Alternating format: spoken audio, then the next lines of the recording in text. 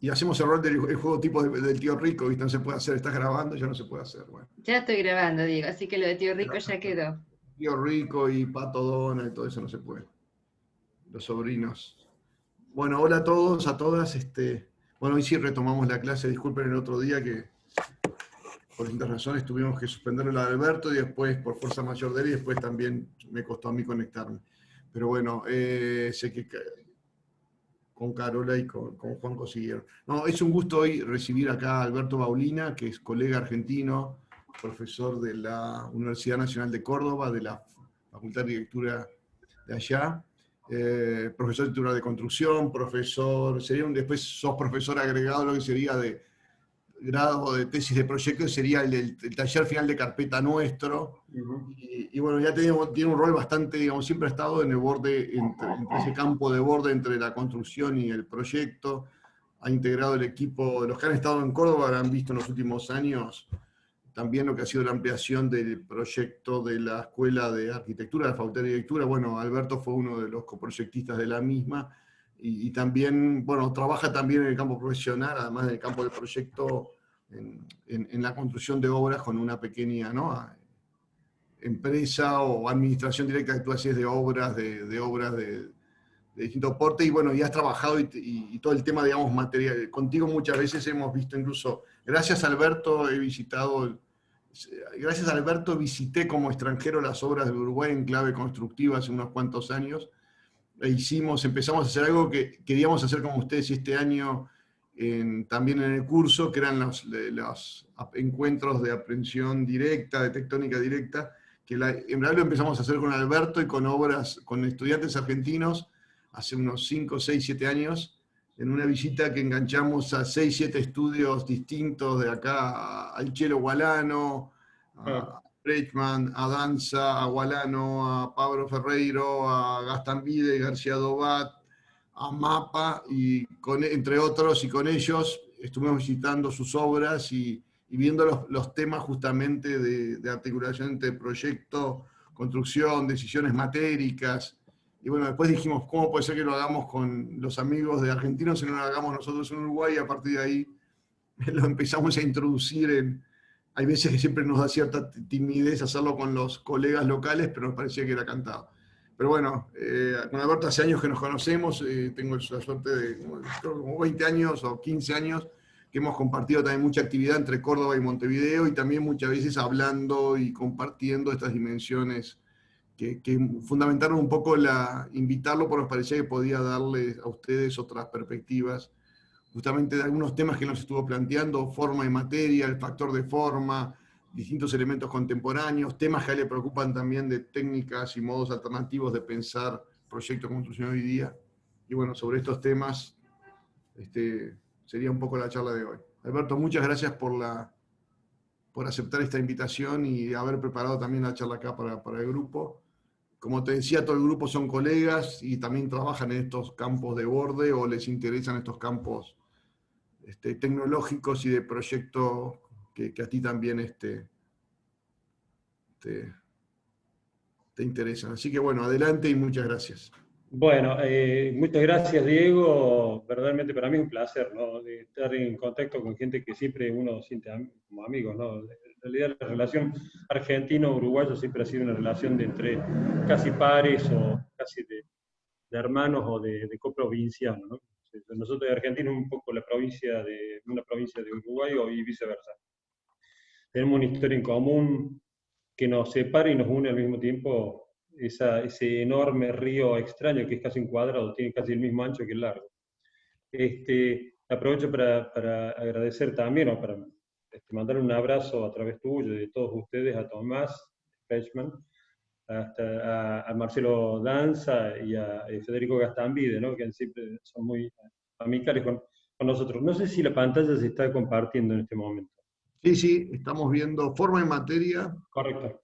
y tu nombre. Bueno, y un poco al comienzo de la charla, cuando estábamos calentando motores con Diego y con Carola, yo les comentaba a ustedes que curiosamente yo conocí primero Montevideo que la capital de mi país, que es Buenos Aires. De hecho, salgo desde Colonia en el Mianovich y llego a Buenos Aires a lo Le Corbusier, digamos. Yo era muy chico, tenía 15 años en esa época, hace 50 años atrás, y lo conocía a Buenos Aires llegando desde el agua, pero viniendo desde Uruguay. Y a mí la ciudad, o sea, Montevideo particularmente, siempre me sorprendió, me sigue sorprendiendo por su hermosa arquitectura, una ciudad que tiene una rara amabilidad con el borde acuoso, una de las pocas ciudades que tiene esa relación tan amable, tan directa, tan inmediata y tan paisajista con esa especie de medio mar, medio río que es el Río de la Plata. Y por otra parte, les comentaba a ustedes que cuando yo visité Uruguay en esa época iba a ser ingeniero mecánico. Yo siempre fui muy tuerca, a mí me gustaron mucho los fierros. Ya lo van a notar en algún que otro comentario que voy a hacer. Como buen cordobés. Claro, exactamente. Muy cordobés, ¿no? Justo cuando me iba a reunir con Heriberto Pronel, un genio de la mecánica argentina, bueno, hubo una serie de avatares, entre los cuales apareció el COVID, y bueno, no lo pude conocer directamente, ¿no? Pero nos habíamos quedado en encontrar en Buenos Aires. Pero volviendo a este mundo de un poco de la técnica, un poco de la arquitectura, yo evidentemente siempre tuve una pata, un apoyo, un soporte, un anclaje en lo que es la técnica, porque a mí siempre verdaderamente me fascinó los procesos matéricos, los procesos materiales, cómo la materia interactúa a través de la energía o a través de la mecánica, ¿no? Cómo se mueve, etcétera, etcétera. Y siempre, esto es fenomenología pura, casi de café, te diría Diego y a todos ustedes, que la forma en realidad y la materia tienen una relación directa, unívoca casi. No hay materia sin forma y no hay forma que no tenga en realidad una materialidad. ¿Sí? No es un espíritu, estamos en un mundo sublunar donde todo lo que vemos, inclusive ni siquiera vemos, es material. Y la materia es tal vez lo única, el única, ¿cómo podría decir?, esencia que tiene Carta de Ciudadanía Eterna. Sería algo eterno verdaderamente, hasta ahora no se demostró del alma o el espíritu, pero sí la materia. Y bueno, pero a propósito de lo que estábamos comentando, ¿no? Y un poco lo que quiero entrar ahora ya sí un poco más al hueso, para no hacerla tan larga, es hacer un pequeño, no digo crítica, que es como una especie de interpelación de escala doméstica, de lo que desde mi cátedra en construcciones, y también como una especie de homilía permanente en la cátedra de tesis, que es la de último, el de curso de tesis de grado, hacemos, sobre todo algunos amigos que estamos más convencidos todavía de estas cosas, en el cual nos parece que la arquitectura no es solamente forma, no es solamente urbanidad, o es, además de todo eso, es fundamentalmente técnica, y es un oficio, y es un conocimiento acumulado, es un acúmulo. A mí siempre me llamó la atención, bueno, precisamente porque vengo de alguna manera de las ingenierías. De hecho, empecé ingeniería juntamente con arquitectura, y bueno, fundí Biela, no vamos a usar un término muy mecánico. O sea, o hacía una cosa o la otra, y finalmente me decidí por la arquitectura. Pero en el fondo me decidí por más o menos lo mismo. O sea, objetos que tienen peso, ocupan espacio en el espacio, que son voluminosos, que son pesados, que son caros, etc. Pero hay un detalle, ¿no? Hay como una nube, un cúmulo nimbus, que se mezcla con otro cúmulo, y que nunca se sabe bien dónde termina una y la otra, que es la ingeniería y la arquitectura, porque generalmente la arquitectura la establecemos una familiaridad, como una especie de vecindad muy directa con el mundo de las artes. Y pocas veces vemos la otra punta de la nube, esa parte difusa, brumosa, que toca las ingenierías. Y la ingeniería tienen algunas características que a mí me llaman siempre la atención, que son muy generosas. O sea, esto que están viendo ustedes, el Porsche, el Boxster que están viendo ahí arriba, Boxster viene de la palabra boxeador, ¿no es cierto? Usted tiene un motor de cilindros opuestos, que tiene muchísimo rendimiento en ese aspecto, tiene muchísima velocidad de giro de cigüeñal. Bueno, me llevó, no sé, el slide ese que están viendo ustedes me debe haber llevado a armarlo, más a editarlo que buscar las imágenes. Las imágenes las conseguí, las encontré en las redes más o menos, no sé, en 3 minutos, en 5 minutos. Están viendo fíjense qué curioso, que además se ve una axonométrica despiezada, es casi una perspectiva, eso que ven a la izquierda, de un Boxster, o mejor dicho, un Boxer de 6 cilindros de cada lado, y ven una sección muy curiosa hacia la derecha, donde se ve perfectamente, no sé si el cursor se debe estar viendo, ahí se ve el pistón, sí, sí, la biela, este es el cigüeñal con el giro excéntrico, acá se ven los árboles de leva, los resortes, las válvulas, etc. Un corte de viejo seguramente. Hoy en día hay muchísimas bielas que directamente se mueven, válvulas que se mueven con un pequeño cigüeñal. De todos modos, fíjense la generosidad y la claridad meridiana de mostrar las cosas. Y entonces, bueno, ahí viene un poco la crítica o la observación o la perplejidad que uno tiene cuando ve qué es lo que hacemos los arquitectos, cómo lo mostramos, ¿no? Entonces me parece, siempre me da la impresión de que es como una disciplina avara, como que somos tacaños. Hay algo de cortesano en nuestro mundo, ¿no? O sea, que lo que yo sé, trato de no difundirlo, porque ese conocimiento me da trabajo, o me da prestigio, o no sé, hay un montón de variables que no lo vamos a analizar ahora, pero que, bueno, que efectivamente por algún motivo suceden estas cosas, lo que están viendo ahí en pantalla. O sea, cuando mostramos nuestras arquitecturas, tanto en la Escuela de Arquitectura como en la facultad, fíjense de que los documentos más técnicos, que son los de la izquierda, donde verdaderamente podemos entender dimensionalmente, estructuralmente, de qué trata lo que están viendo hacia la derecha, hay como una especie de delectación de mostrarlo, de difundirlo de manera pequeña, casi homeopática, en gotas, y se celebra digamos, la expresión final de esa cosa que está ahí, que es un corte en realidad, pero básicamente es un edificio. Y entonces siempre queda, fíjense de que en la sección en amarillo, ahí verdaderamente está constituido el edificio, ahí está la estructura, las envolventes, las redes, etc. Al margen de la valoración que uno pueda tener de la calidad espacial que tiene ese bloque, o del usufructo de renta, etc. Entonces me parece de que la arquitectura siempre está como alejada de eso, y nosotros desde la cátedra, básicamente, en las dos que estoy, pero en la que yo soy titular, en la que la conduzco, que es Construcciones 2, siempre tratamos de ver, o mejor dicho, de desbrozar la arquitectura como un fenómeno espacial y también como un fenómeno matérico. Y bueno, es inalienable al hablar de arquitectura, hablar de forma, pero volvemos de nuevo al campo de la ingeniería. Cuando hablamos recién de Bernd Becher, o de Ila Becher, el matrimonio recientemente desaparecido, unos fotógrafos alemanes, que se dedicaron desde la década del 50 aproximadamente a capturar estas imágenes, ¿no? Donde ellos entendían de que eran objetos estéticos, había una estetización de la forma ingenieril, pero al mismo tiempo capturaban imágenes de piezas que verdaderamente funcionan bajo efectos físicos. El de la izquierda de la gravedad, los dos de la derecha a través de la diferencia de la presión de gases. En un caso de chimenea, en el de abajo hay una esfera que digamos, el cuerpo o el volumen perfecto para contener presiones, por ejemplo. Pero fíjense, los ingenieros en ese aspecto tienen una mirada muy descarnada de lo que es la forma, y no con esto hago una celebración y una vuelta tesenoviana, o sea, lo Tesenov, que hay que volver al grado cero prácticamente de la arquitectura. Johannes Tesenov, un arquitecto alemán de comienzo del siglo XX, en el cual él básicamente planteaba que había que volver a la esencia de la arquitectura, o sea, la columna, el pórtico, las dos aguas, y se terminaba la cosa, porque él entendía que la arquitectura era eso, un servicio hacia los agentes climáticos. Bueno, había mucho de ingenieril en todo eso.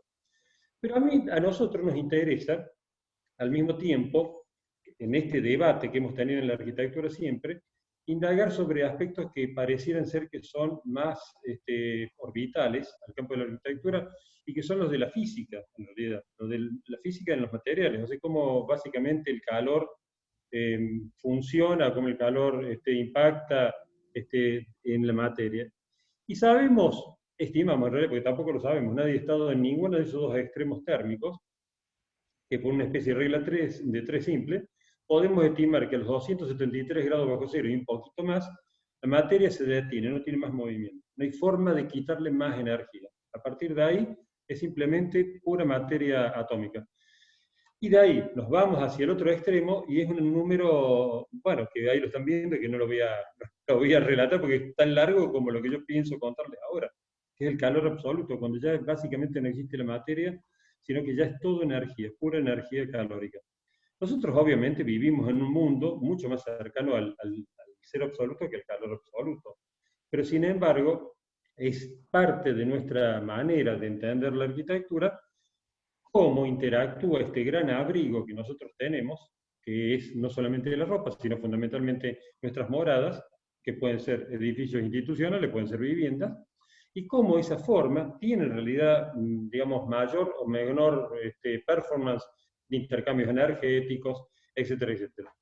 Y entonces, a mí, nosotros nos interesó indagar sobre algunos aspectos de la geometría volumétrica, ¿no es cierto? Y sabemos de que la esfera es el cuerpo volumétrico en ese aspecto que con menor perímetro o con menor piel o borde, contiene mayor volumen, o a igual volumen, la esfera es el cuerpo que menor cantidad de área ocupa o demanda.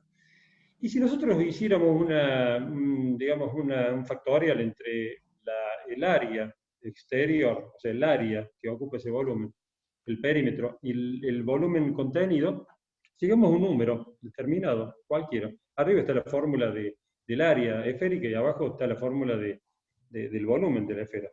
Que es muy interesante también seguirlo, ¿no? Porque es casi como leer, o sea, para llegar a esa síntesis, no les digo que es como el famoso E igual a mc al cuadrado, pero verdaderamente tiene una demarche importante, por lo cual se llega finalmente a estos números extraños, en el cual siempre participa ese enigmático número pi.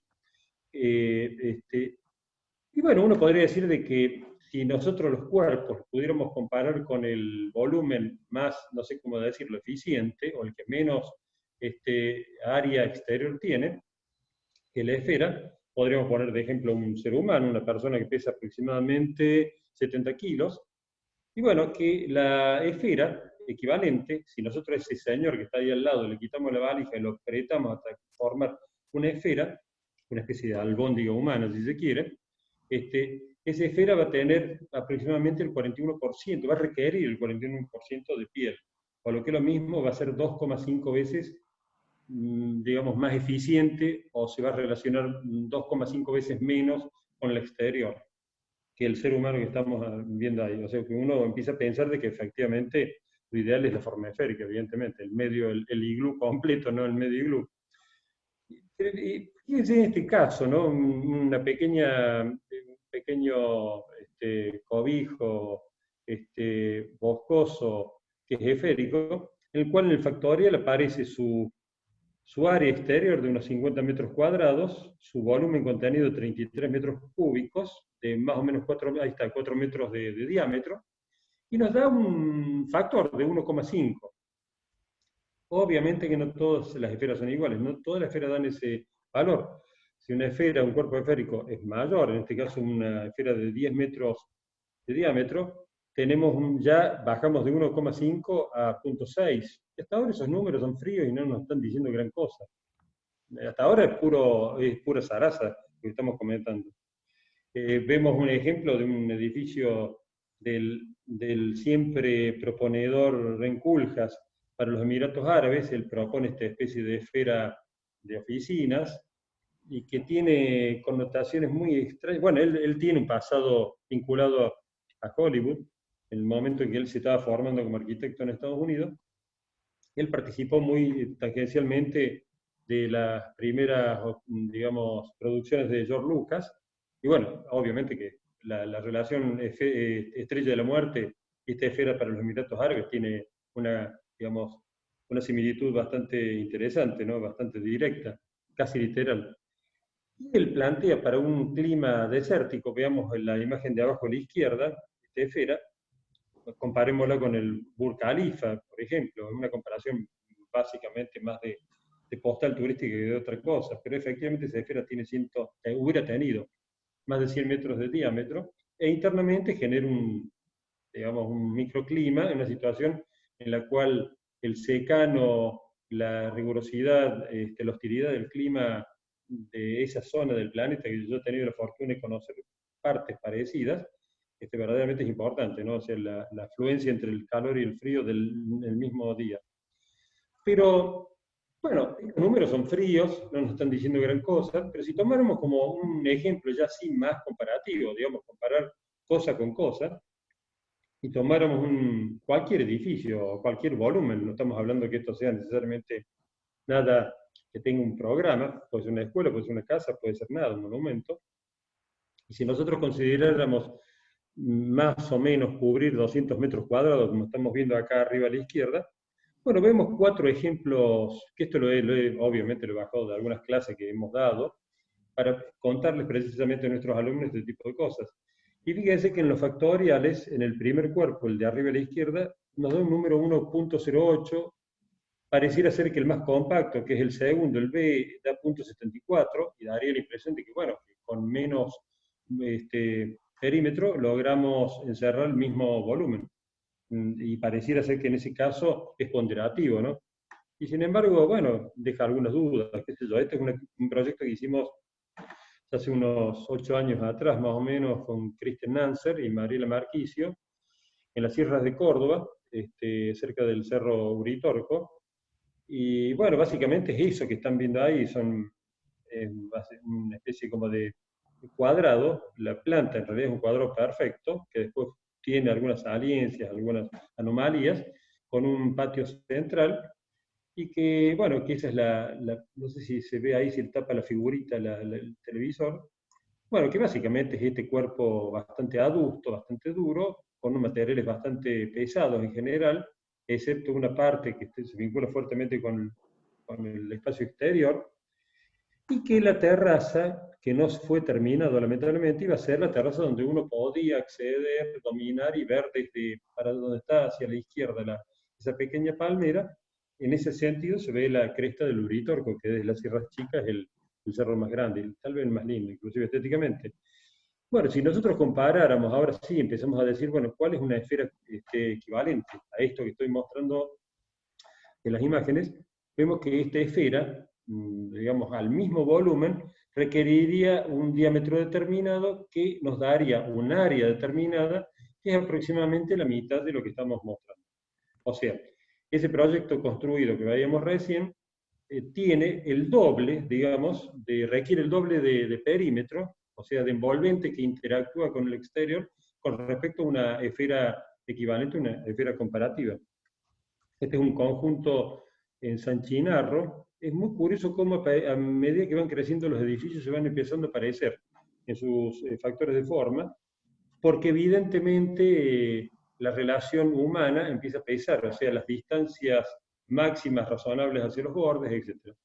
Este es como una especie de serpiente construida en uno de esos barrios que crecieron al calor del siglo de oro de España, que fue en realidad la primera década, digamos, de la mitad de la década de los 90 hasta la primera mitad de la década del 2000, que fue verdaderamente impresionante. Para quien visitó en esos años Madrid, veía que esto que están viendo ahí en la foto era verdaderamente un cinturón de torres, de grúas, de plumas, y que, bueno, que estaban construyendo una ciudad con firmas, ¿no? Obviamente muchos de estos eran arquitectos notables, y en este conjunto, que básicamente es una arquitectura ofídica, vivoresca, tiene un desarrollo perimetral bastante elevado. Fíjense de que cuando hacemos el factorial aparece este numerito, o sea que una esfera equivalente requeriría 2,5 veces menos perímetro, o lo que es lo mismo, esta víbora habitativa requiere 2,5 veces más de perímetro.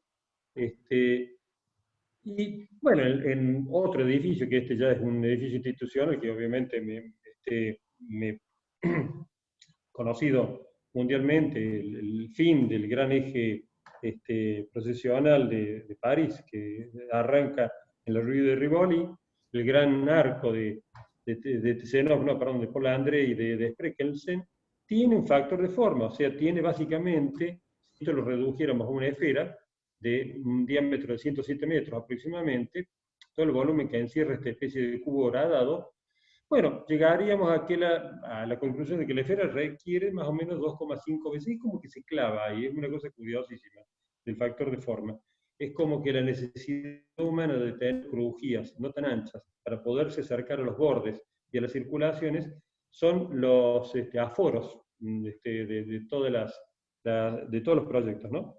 La ex-Sears tienda que cerró hace poco, bueno, que fue en su momento la torre más alta del mundo, en Chicago, y bueno, que si también la redujéramos a una esfera de esta, creo que tenía 142 metros de diámetro, bueno, y la comparáramos con la torre, daría también un número muy parecido. Y bueno, hasta ahí llegamos y no hay mucho más que decir. Simplemente que en la biología nos cuenta cosas distintas, ¿no?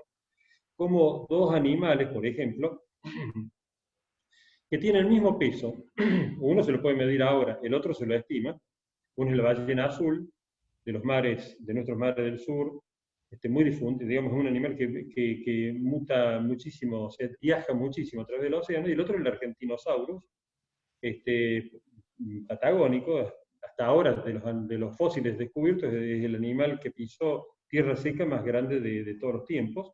Los dos pesan, o digamos, el argentinosaurus hubiera pesado 100 toneladas, aproximadamente, una locomotora, para que lo pongamos en términos más mecánicos.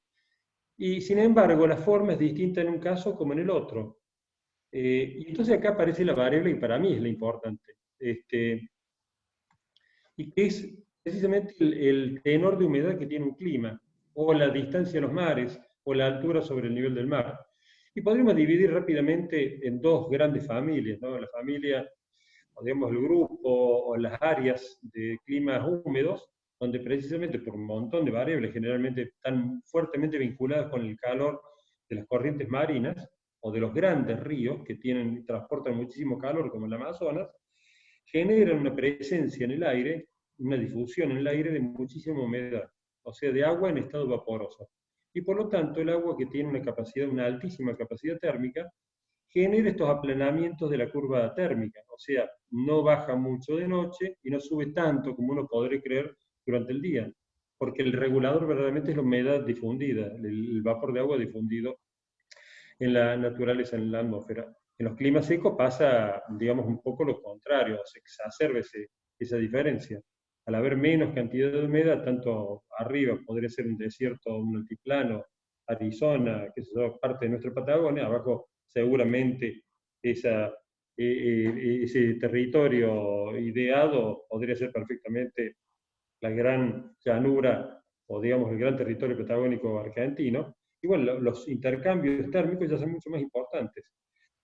No así en el todo calor de arriba a la izquierda o en el todo frío de abajo a la izquierda, ¿no? Y entonces acá aparece una curiosidad, fíjense cómo los animales se han ido adaptando, recién hablamos de la selección natural, cómo la selección natural funcionó digamos, en los seres vivientes, y cómo unos se han ido adaptando a un clima del todo frío, y otros animales se han ido adaptando a un clima en el cual hay muchísimo intercambio calórico durante el día y la noche. Uno digamos, tiene una forma donde sabe que permanentemente va a estar perdiendo calor y tiene que abroquelarse en un volumen determinado, y en otro caso, que es esta yarara o lo que sea, bueno, que de noche se hace una especie de torta de carne, una especie de loop, y de día se expande para tomar calor, y entonces va funcionando, va intercambiando calor a medida que lo necesita retarda. Veamos casos de estudio. Bueno, en el primer caso, más vinculado a los pingüinos que a las víboras, este es un edificio, es un refugio alpino en Monte Rosa, que bueno, es uno de los montes más altos de los Alpes italianos. En realidad no es italiano, se llama Monte Rosa, pero es una zona media de litigio histórico entre Italia y Suiza, y en el cual Andrea de Places, un arquitecto que inclusive tuvimos la fortuna que nos visitara, y bueno, que tiene un manual, un tratado de construcciones fantástico, verdaderamente, lo sacó hace relativamente poco. Él, junto con la Facultad de Arquitectura, la Escuela de Arquitectura de Zúrich, producen, digamos, ensayan este albergue, este cobijo, para los esquiadores y para todos los que, digamos, van recorriendo ese territorio tan hostil. Y básicamente es una especie como de, uno podría decir casi de esfera, o una especie de arquitectura más rechoncha. Tiene una forma, evidentemente un factor de forma bastante parecido, bastante, digamos, vecino a lo que uno podría pensar que es la esfera hipotética, o la esfera ideal, y que básicamente tiene una gran abertura hacia el sur, un cierre bastante, una caparazón hacia el este, oeste y el norte, y que tiene, bueno, evidentemente tiene una captación, un sistema de captación, que ahora no, particularmente no es interesante, si bien esa fachada oscura son captadores de energía solar, y bueno, este es un sistema medio fulhasiano, podríamos decir, de una promenada interna donde se va accediendo al edificio como la Casa de Música de Porto, ¿no? Pero detengámonos un poco acá en esta imagen, vemos la planta, fíjense cómo las estancias, los dormitorios son como unas pequeñas porciones de torta, donde minimizan el lugar común, que generalmente es donde hay mayor descontrol térmico, cómo se concentra el intercambio, mejor dicho, cómo se lo minimiza, cómo esa axonométrico, esa perspectiva de despiece, nos está contando que este volumen tiende hacia la esfera, pero con una curiosidad, que además está seccionado en horizontal, porque la esfera funciona bien, digamos, en un cuerpo bastante ciego o bastante neutro para transferir energía de un lado para el otro, pero internamente hay una posibilidad de descontrol ante la convección que puede generarse a través del calor interior, en este caso. Por lo tanto, ese apilamiento o esa multicapa de pisos evitan las convecciones que, bueno, retardan aún más todavía la difusión del calor, que es lo que queremos mantener. En la sección se ve los mini pilotines, los micropilotines que han sido clavados en la piedra de la montaña, porque efectivamente una construcción liviana como esta lo que requiere precisamente estar clavada al substrato. El problema de este tipo de construcciones es el viento más que el peso. Bueno, y el montaje, evidentemente, se buscaba que en muy poco tiempo se pudiera montar. Primero se lo montó previamente en establecimientos en Suiza, se lo ensayó, luego se lo desmontó para no tener ningún tipo de riesgo, están totalmente aislados, y todos los materiales, todos los sistemas, todos los componentes fueron transportados por helicóptero. Básicamente tienen muy poca energía eléctrica, tienen captadores solares, y bueno, los taladros, el sistema mecánico, lo utilizaban a través de la captura fotovoltaica.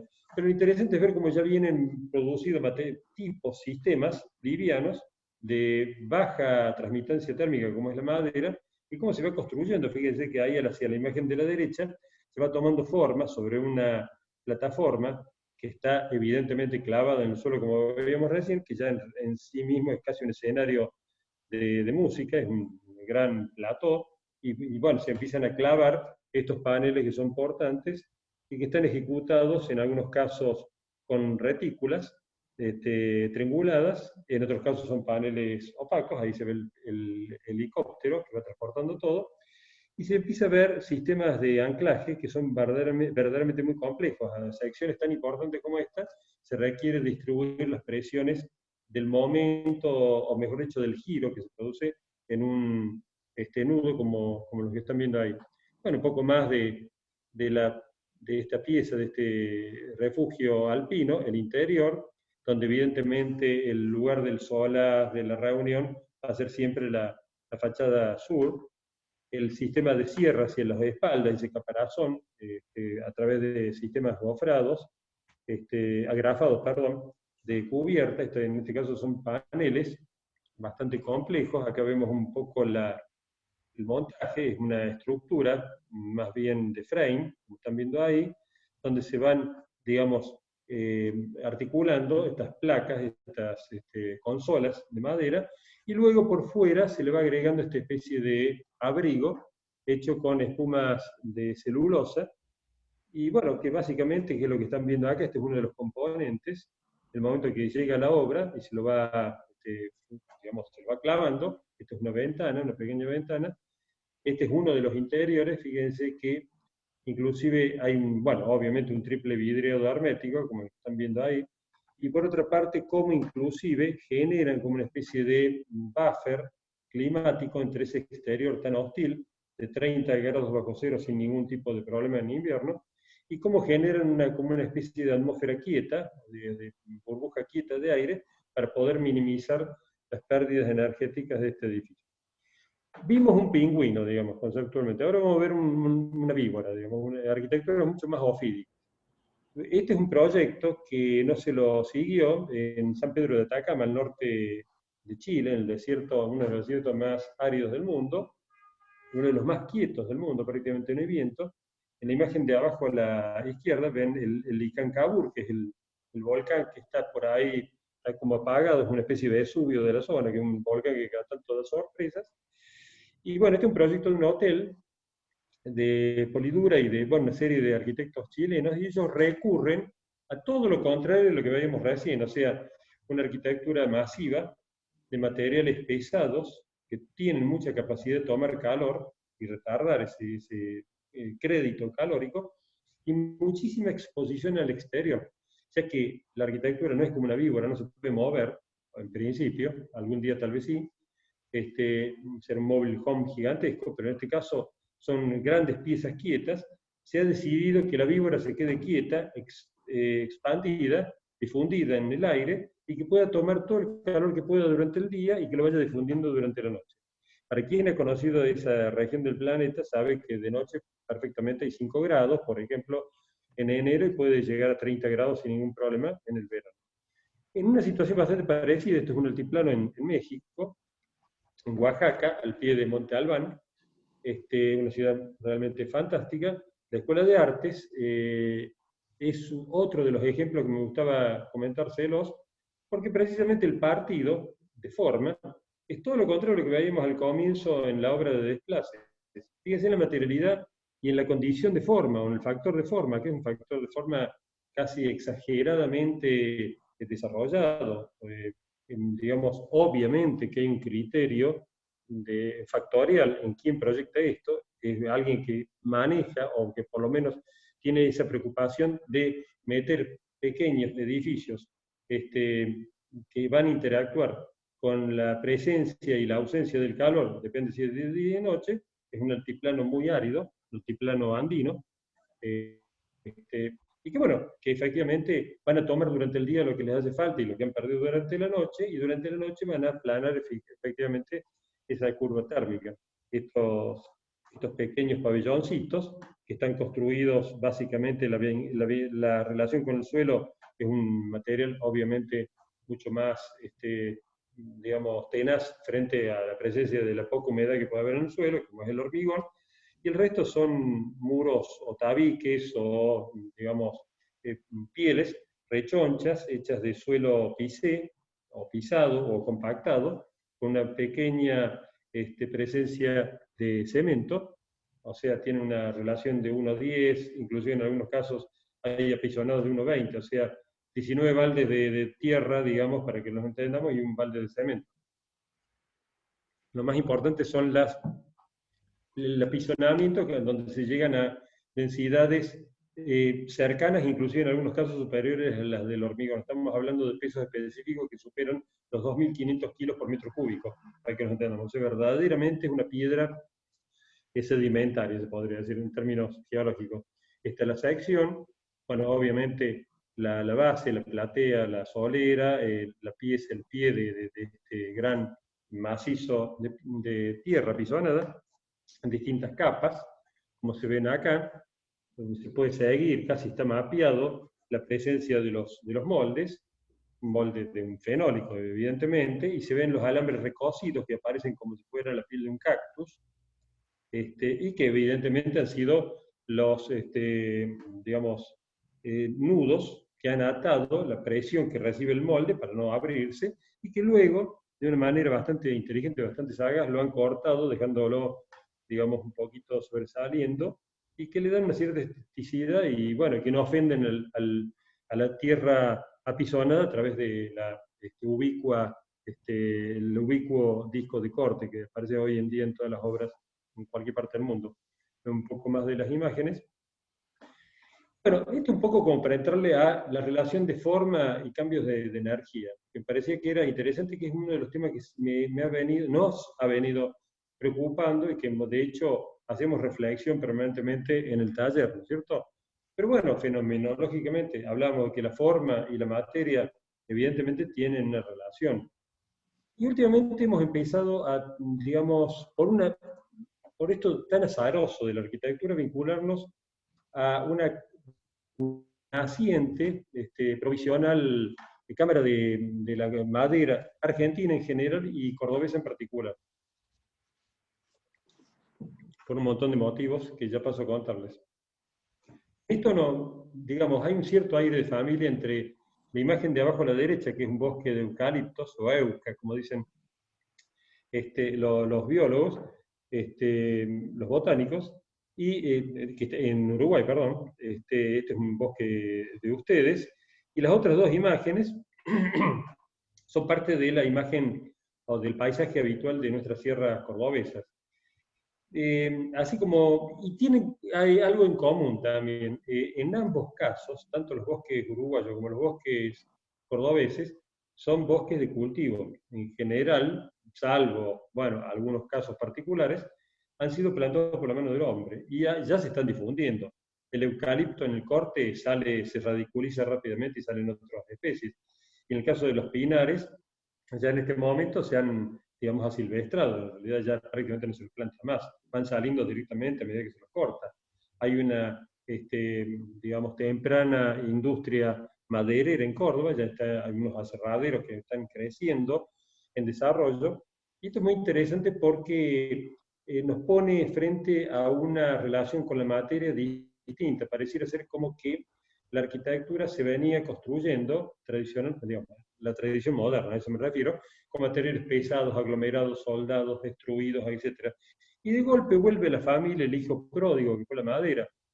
Para quienes les gusta la cultura histórica, el abad Telogier, en su famoso Tratado de Arquitectura de fines del siglo XVIII, un librito fantástico, en el cual hay un solo dibujo nada más. Él después tiene un tratado, es pura glosa, digamos, pero en la tapa de ese librito, que él lo produce, lo edita, mejor dicho, a fines del siglo XVIII en Francia, aparece la cabaña primordial, que él genera en 4 árboles, una especie como de tabernáculo, y donde hay una especie de deidad de no sé qué cosa, y un angelito que le señala aquello otro, bueno, muy ceremonioso, como todo lo que pasaba en el arte de esa época.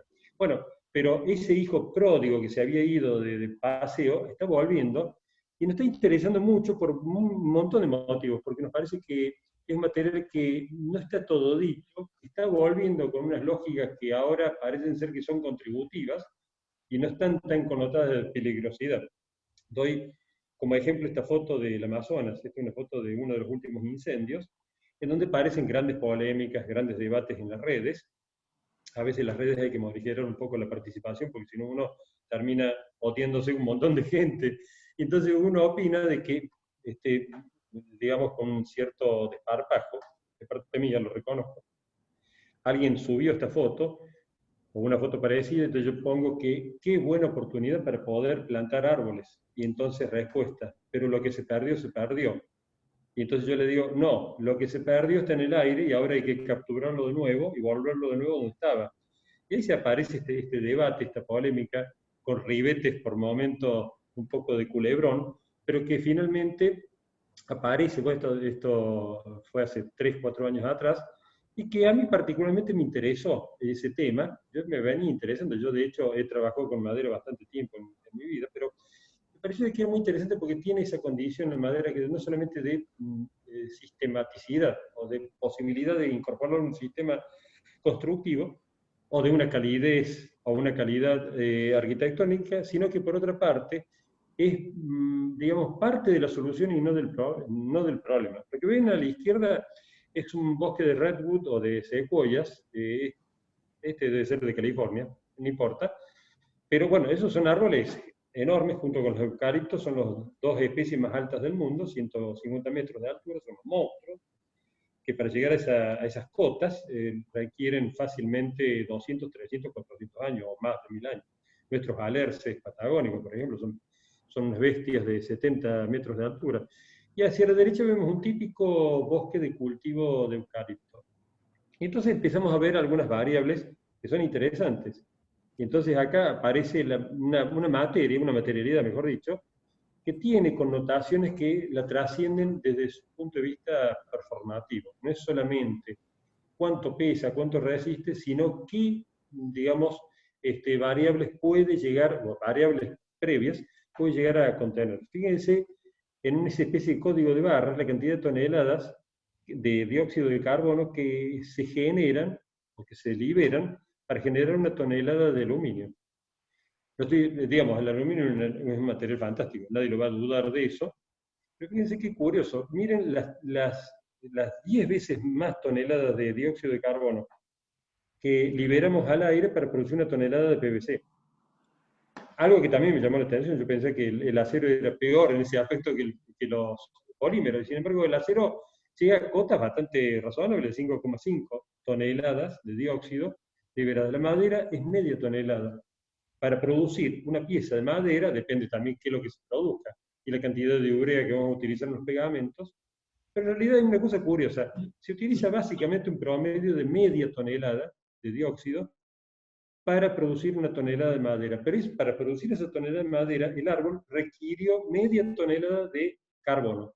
O sea que finalmente lo que se liberó se volvió a tomar, o mejor dicho, el árbol previamente lo había tomado de viejos dióxidos de carbono que estaban dando vueltas por ahí.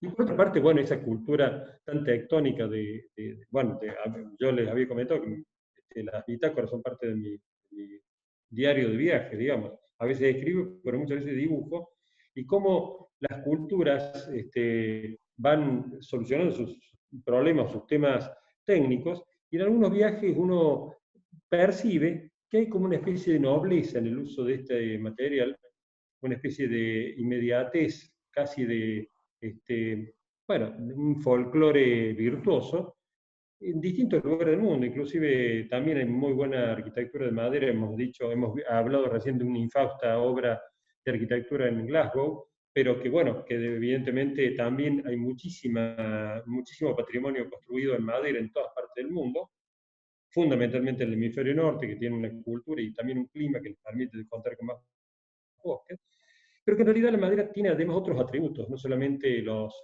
ecológicos.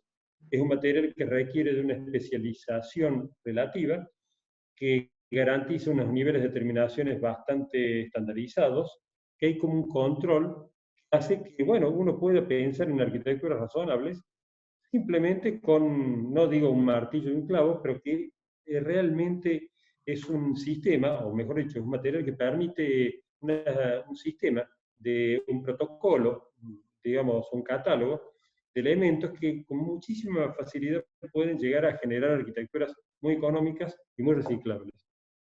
Uno de los aspectos que tiene precisamente la vía seca, comparando dos edificios, dos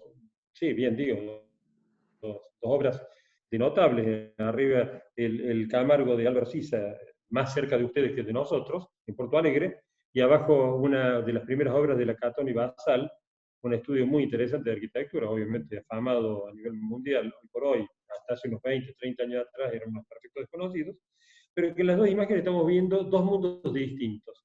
Arriba el de la construcción y abajo el del montaje. Y el montaje tiene esa condición democrática que también nos interesa en este material particularmente, porque permite con un bajo nivel, no sé, formativo o de oficio, lograr arquitecturas y cobijos muy razonables. Bueno, obviamente no les voy a contar todo esto, no me gusta leer lo que aparece en el slide, para eso está el slide.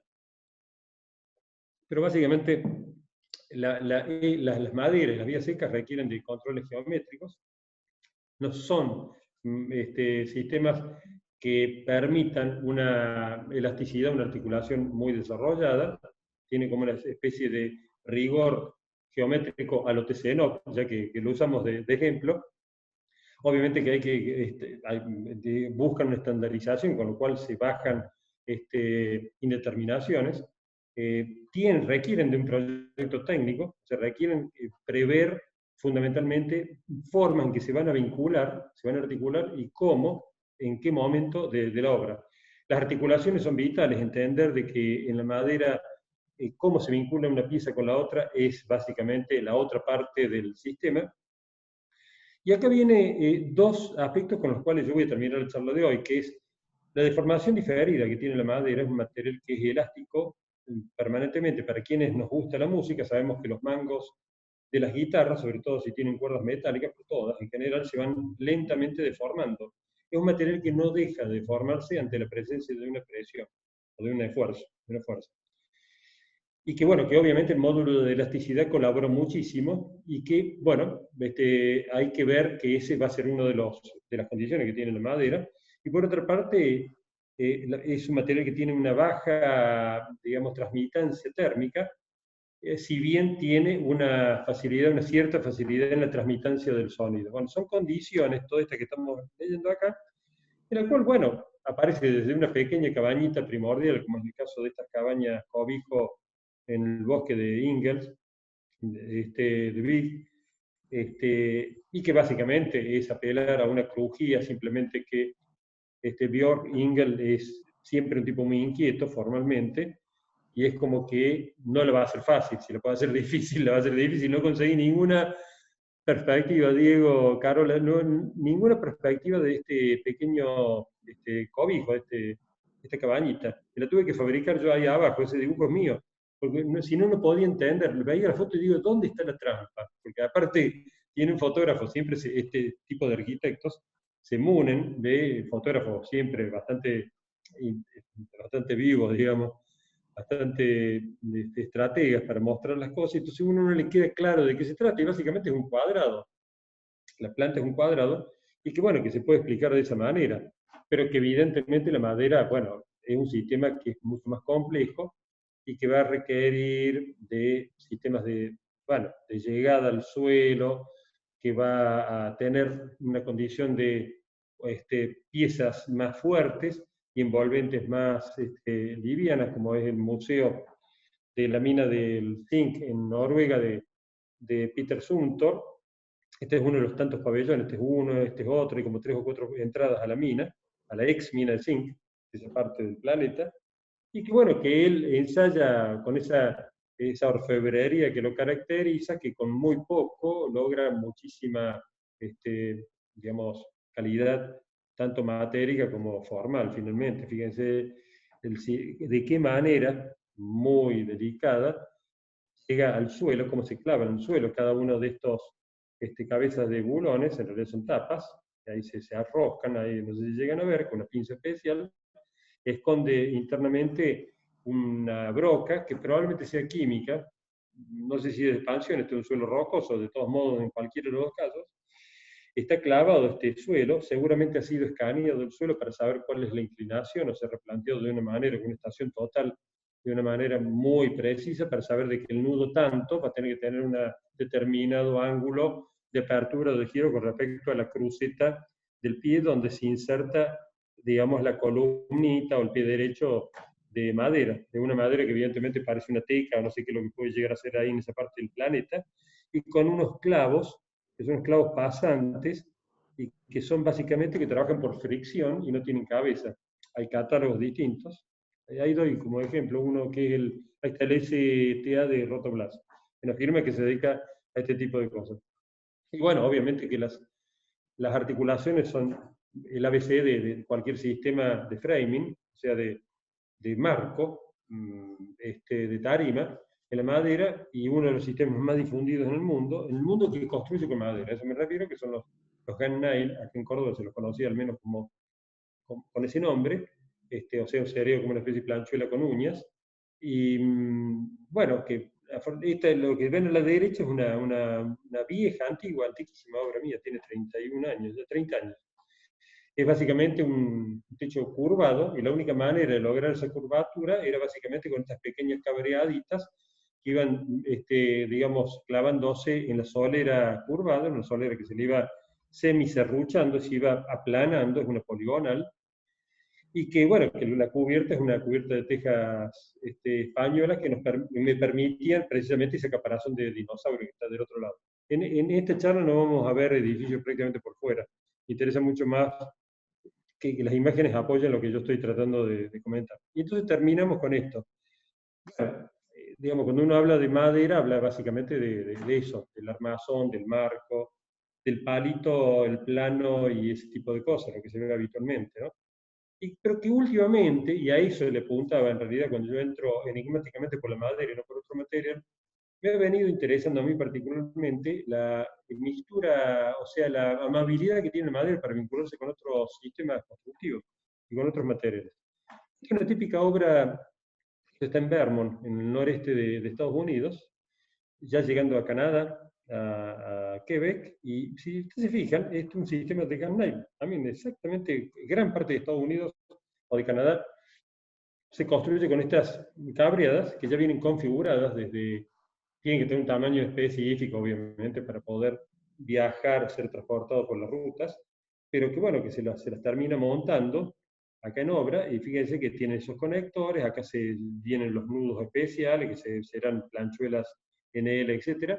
La distancia entre una y otra es un típico framing, 40, 42 centímetros, 50, 38 y medio, esas son las dimensiones más o menos, para que después las placas de OSB, en este caso, o sea, de virutón, de los dos lados genere el cuerpo rígido, le otorga una rigidez en los dos sentidos, y por otra parte, bueno, en el interior de ese tabique hueco puede transportarse una serie de cosas, como por ejemplo las redes. Luego vienen todas las otras capas, que en este momento no es tan interesante. El montaje es muy rápido, los sistemas de izado son verdaderamente rápidos. Bueno, estamos en una parte del mundo donde se contrata todo, es básicamente un llave en mano, con tiempos, inclusive con penalidades en caso de no llegar a fecha, etc. Y acá tienen esta cabaña en los bosques de Vermont, no sé, puede llegar a haberles llevado 3 meses de ejecución aproximadamente. Habrá empezado, digo yo, en los primeros meses, en los primeros días de junio o de mayo, y en agosto o septiembre, cuando ya empiezan a venir los primeros fríos, ya estaba habitable absolutamente. Fíjese de que, bueno, pues sí, todo el montaje que usted ya conoce, se iza, se colocan riendas para que no se caiga, es un castillo de naipes, básicamente, ¿no? Esta obra es muy interesante porque es un framing, pero ya es un framing mucho más elaborado.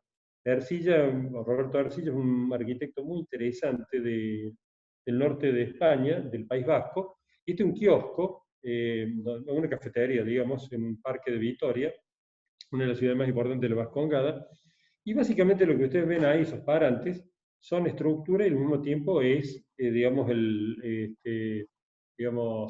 el marco de la carpintería, el bastidor. Y apela a un catálogo muy, muy reducido, porque precisamente entiende de qué va la cosa con este tipo de materiales. Secciones de 15 centímetros por 15, no me acuerdo bien, una cosa así, o sea, 6 pulgadas por 6 pulgadas, tanto en la solera inferior como en la superior, y básicamente apela a dos tipos de nudos, el nudo en ángulo y el nudo en T.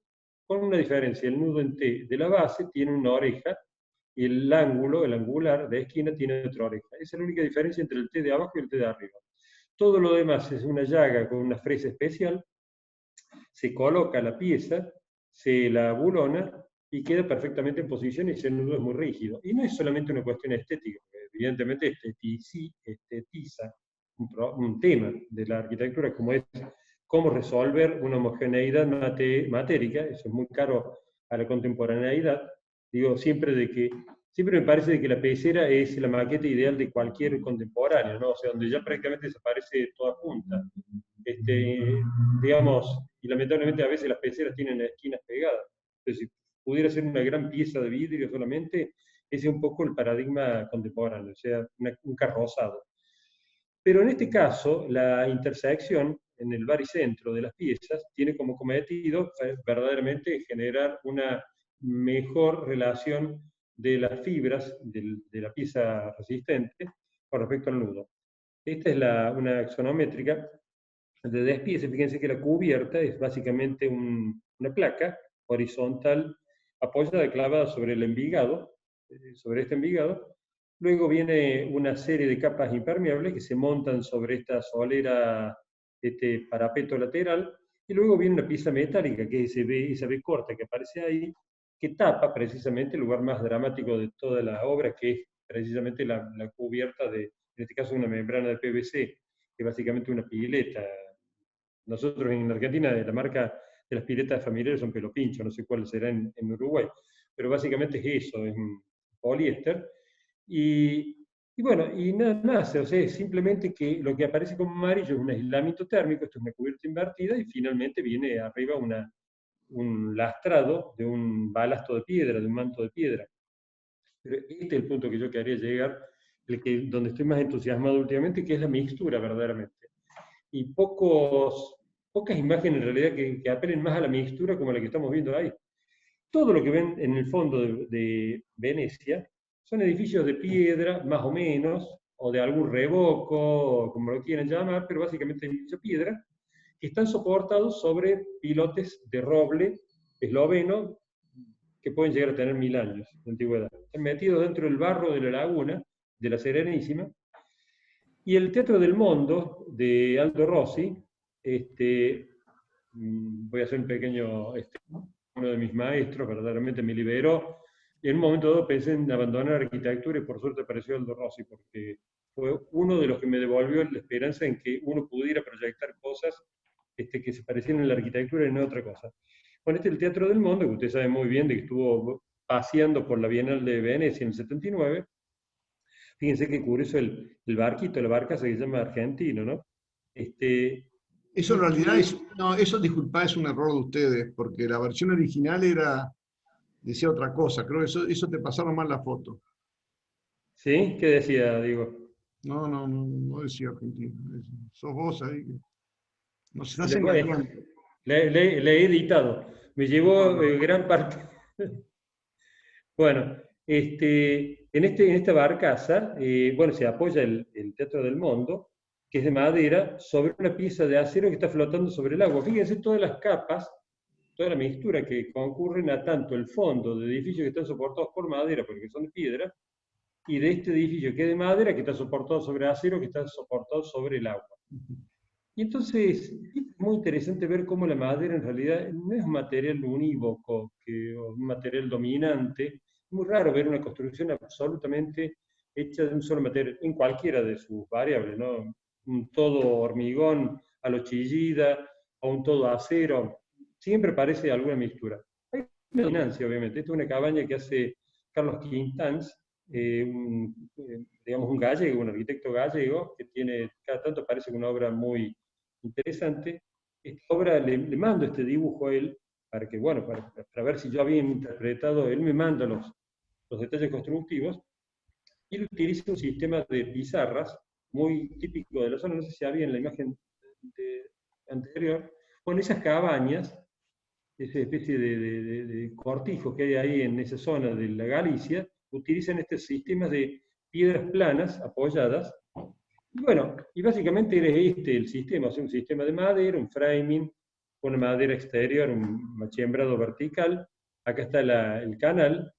Bueno, digamos, las protecciones del agua, porque evidentemente estas pizarras o lavaña, como dicen en algunas partes de Italia, son básicamente, bueno, tienen una gran impermeabilidad, pero bueno, el viento o algún defecto, alguna rotura puede llegar a mandar el agua ahí abajo.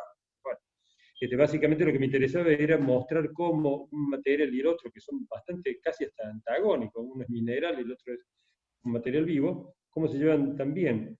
En otro caso, como de Dinamarca, este es un consejo en una pequeña ciudad de Dinamarca, básicamente apela al formato de las arquitecturas de esa zona del planeta, bueno, arquitecturas postgóticas, digamos, renacimiento gótico del centro norte de Europa, y este edificio contemporáneo, ex novo, apela a una piel de cerámico, o sea, una extrusión cerámica cocinada, una cauchura, y que está soportada, o digamos, está apoyada sobre un gran framing de madera que tiene distintas capas. Acá está el envigado inferior, acá está el panel, digamos, de lo que dirían los españoles falso techo, el cielo raso, un aislamiento específico para que no se toque la parte superior del inferior. Ellos tienen estándares sobre el control del sonido muy interesantes, que tarde o temprano ese mundo va a ir llegando.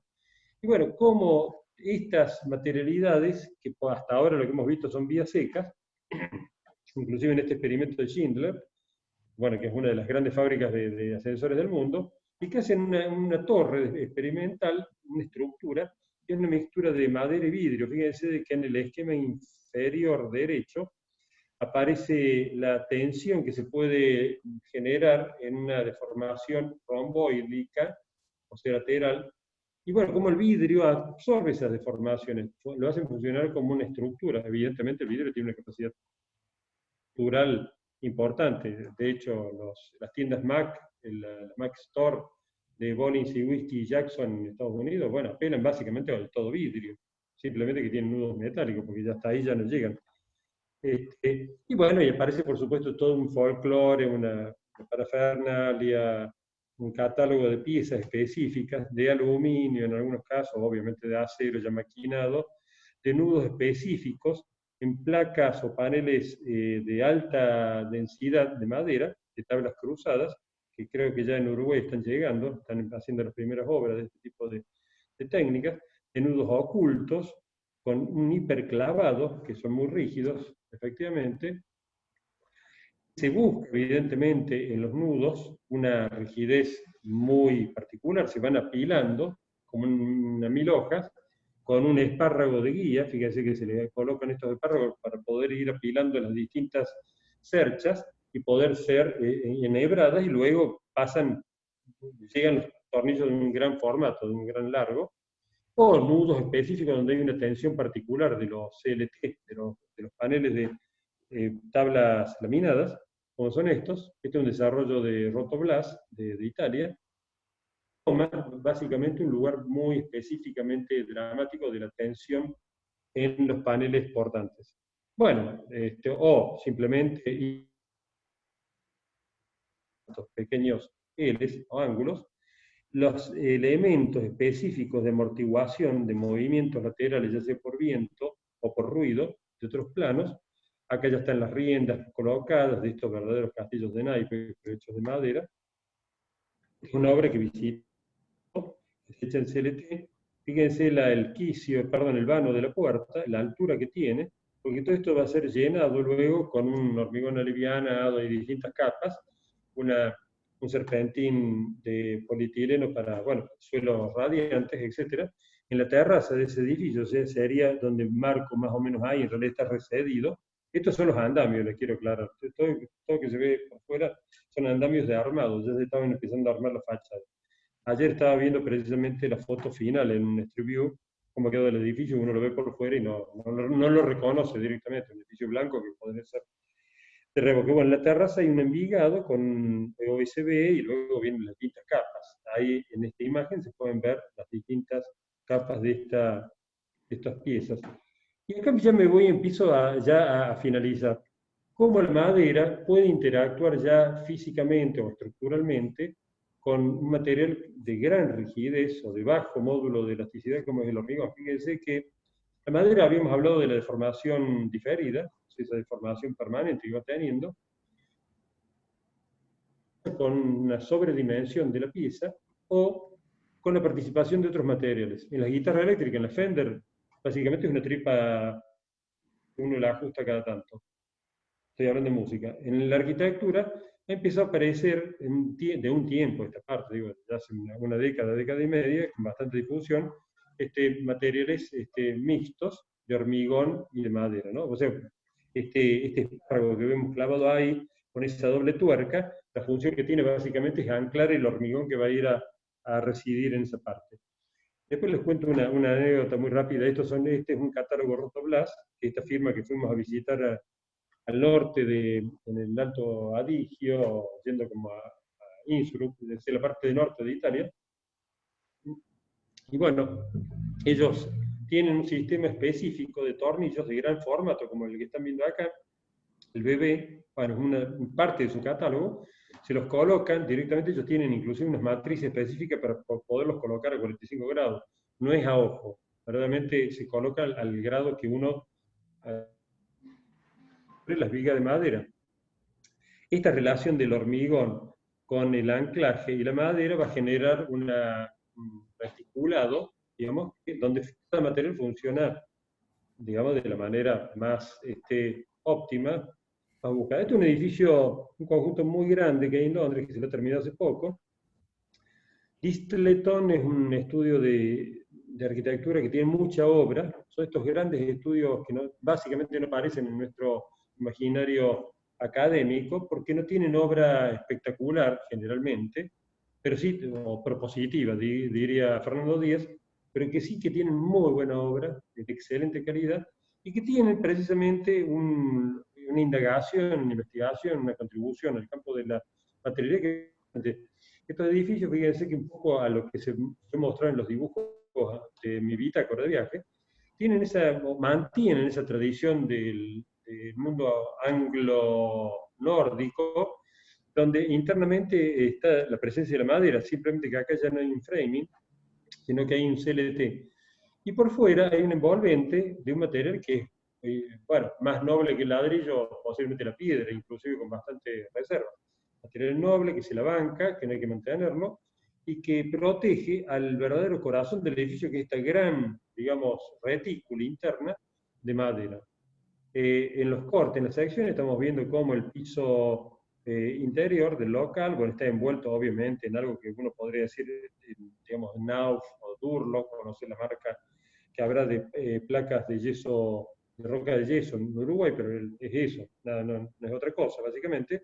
Aquí hay una serie de capas en el piso, esto en gris es el CLT, todo esto es CLT, y hay un sistema de consolas que están viendo acá, que se ve acá también, que va a sostener toda esa piel de ladrillo. Fíjense qué curioso que la cubierta, digamos, apela a algo que es habitual muchas veces en el mundo de la arquitectura, formas la losa, el entrepiso, para que pueda bajar el nivel de la terraza, o directamente la terraza la hace más gordita y subís un escalón para pasar a la terraza.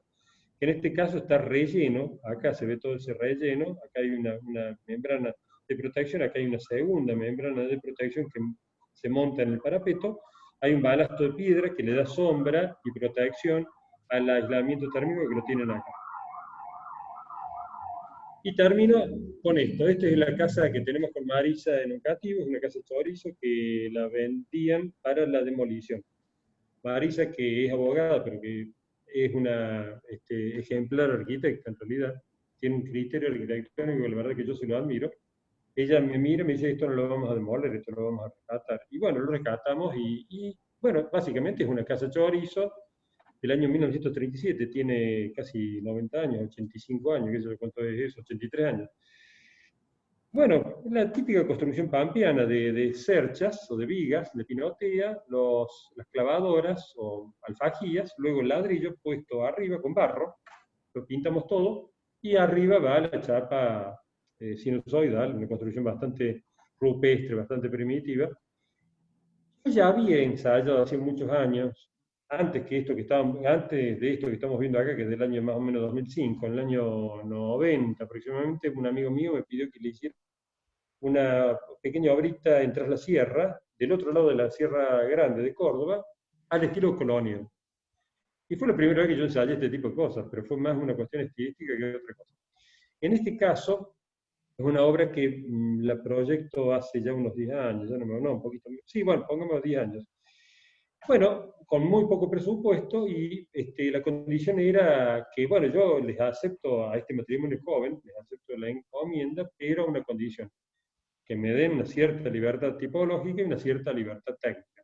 Ellos no querían ceder ante ciertos estilemas pampeanos de la casa chorizo, estirada, la cornicita, el entablamiento, bla, bla, bla. Pero si ustedes se fijan, hay como unos agujeritos ahí abajo, unas ventanitas, y acá arriba también. Que, bueno, el dibujo original, esa fue una de las primeras cosas que hice para convencerlos. Yo nunca he renderizado, yo soy dibujante. Los renders me los hacen directamente quien lo maneja. Yo la verdad que soy bueno para el CAD, pero hasta ahí llego. Y me manejo mucho con la mano alzada. Este es el momento de la producción de esta obra, que apela al típico techo inclinado, hasta ahí las vigas, en este caso de anchico, una madera pesada, de una densidad cercana a 1, muy pesada verdaderamente. Estos son unos flejes de eucalipto, y luego el ladrillo colocado uno a continuación del otro, y luego le agregué, bueno, un poco chiquito, acá están las alfajías, esta es la viga de anchico, que se inserta acá en esta parte, acá hay una pieza de hormigón, este hormigón que se continúa por arriba, que está mal, digamos, ya han asumido que eso se llama capa de compresión, pero que en realidad no es una capa de compresión, básicamente la flexión, el momento de inercia se lo banca la viga de anchico. Puede colaborar, porque en realidad cuando empieza el conjunto a trabajar, sí, de alguna manera, toda esa piel que se ha ido clavando y estableciendo, funciona como una placa de compresión, pero de una manera bastante sucedánea. Pero fíjense qué interesante, para mí digo, que el muro exterior es un muro de 20, o sea, de un muro de 15, los ladrillos argentinos tienen 12 acá, pero más la mezcla, más los 5,5 de acá, te da algo parecido a 20. Acá hay una cámara loca, que ingresa el aire por acá, va por acá se está levantando el muro exterior, y luego se ventila en esta parte de, como que ya veíamos en la foto anterior. Acá hay una perspectiva, un dibujo mío mostrándole, yo les tenía que mostrarlo a los clientes, que este muro de 40 centímetros en realidad era un muro hueco por donde se iba a ventilar. Bueno, esto se terminó hace bastantes años, muy contento, poco aire acondicionado, funcionó bastante bien. Y yo me quedé verdaderamente, bueno, hay una cubierta invertida acá. Estos ladrillones que van acá, no sé si se ve la foto, no importa.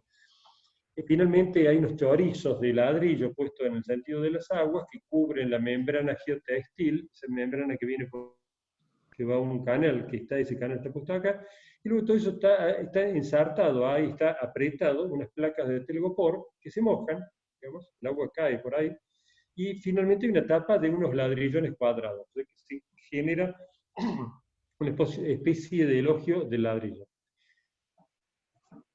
Fue avanzando la cosa y en un momento dado me interesó que esta mixtura empezara a participar como una mixtura estructural. Este es un proyecto que hago, este es el segundo proyecto que hago con esta mixtura. Esta es una casa que la termino hace poco tiempo, que básicamente es una especie de U, tiene un patio central, una especie de CUR, digamos, acá está la zona de dormitorios, el estar.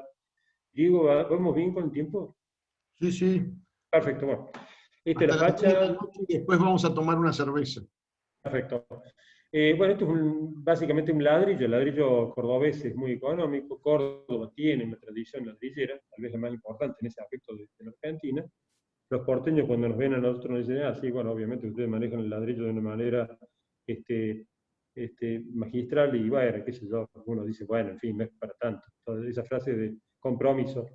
Pero acá ya esta es la segunda vez que utilizo, pero ya a una escala mayor de lo que ya había utilizado en Río Tercero, que básicamente es un sistema de vigas de madera maciza, de pino paraná, o sea, de pino es una araucaria, o araucaria brasileña, o pino brasileño también, crece en el noreste de la Argentina, unas alfajías, unos flejes, digamos, de eucalipto, estaba prepintado todo para después pintar todo de blanco, como había mostrado en la Casa Chorizo, donde nosotros pasamos nuestros felices fines de semana en un cativo.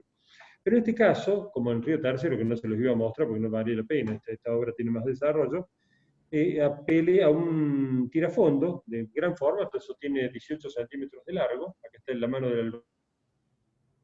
Le digo, mira, pon el tirafondo así, vos lo tenés que clavar hasta tal distancia, los ladrillos los vas a poner aquí y después desparramas el hormigón. ¿Cómo está acá ya preparado toda la estructura? Si ustedes ven, acá están las cabecitas de los tirafondos, acá está la malla electrosoldada, y básicamente el tirafondo es un perno de corte axial, como un Nelson, digamos, así como en el steel deck se colocan esos pernos soldados, en esencia lo mismo. Y la anécdota que le quería contar es que cuando vamos a conocer la fábrica, yo llevaba en el pendrive cargo esta obra. Y entonces me están contando algo, yo no sabía que tenía en mi catálogo eso, y le digo, no lo puedo creer, yo acabo de terminar una obra y se la muestro. Y los ingenieros de la firma me dijeron, sí, muy interesante. Simplemente un detalle, puso madera maciza, sí, por supuesto, le digo yo. Sí, sí, porque si era laminada, evidentemente podía haber un riesgo de arrancamiento por más fingers que se le pusiera, digo. Entonces, un poco criollamente, digamos, un poco folclóricamente, asesorado muy de oreja por un ingeniero, digamos, fui adelante con este trabajo. En algunas partes tiene esta obra 5 metros de luz, y básicamente acá está la descripción, ¿no? Es una serie de piezas de madera liviana, es un pino, estos son eucaliptos, acá están los tirafondos clavados, los ladrillos, bueno, después la capa, en este caso sí de compresión.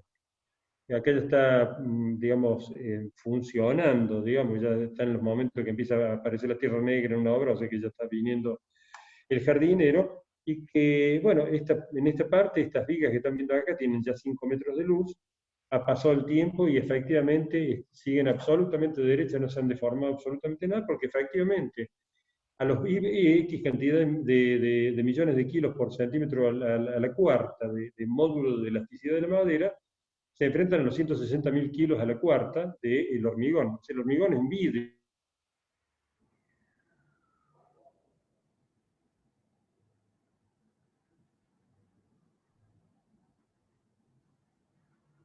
Se nos colgó Alberto. Sí.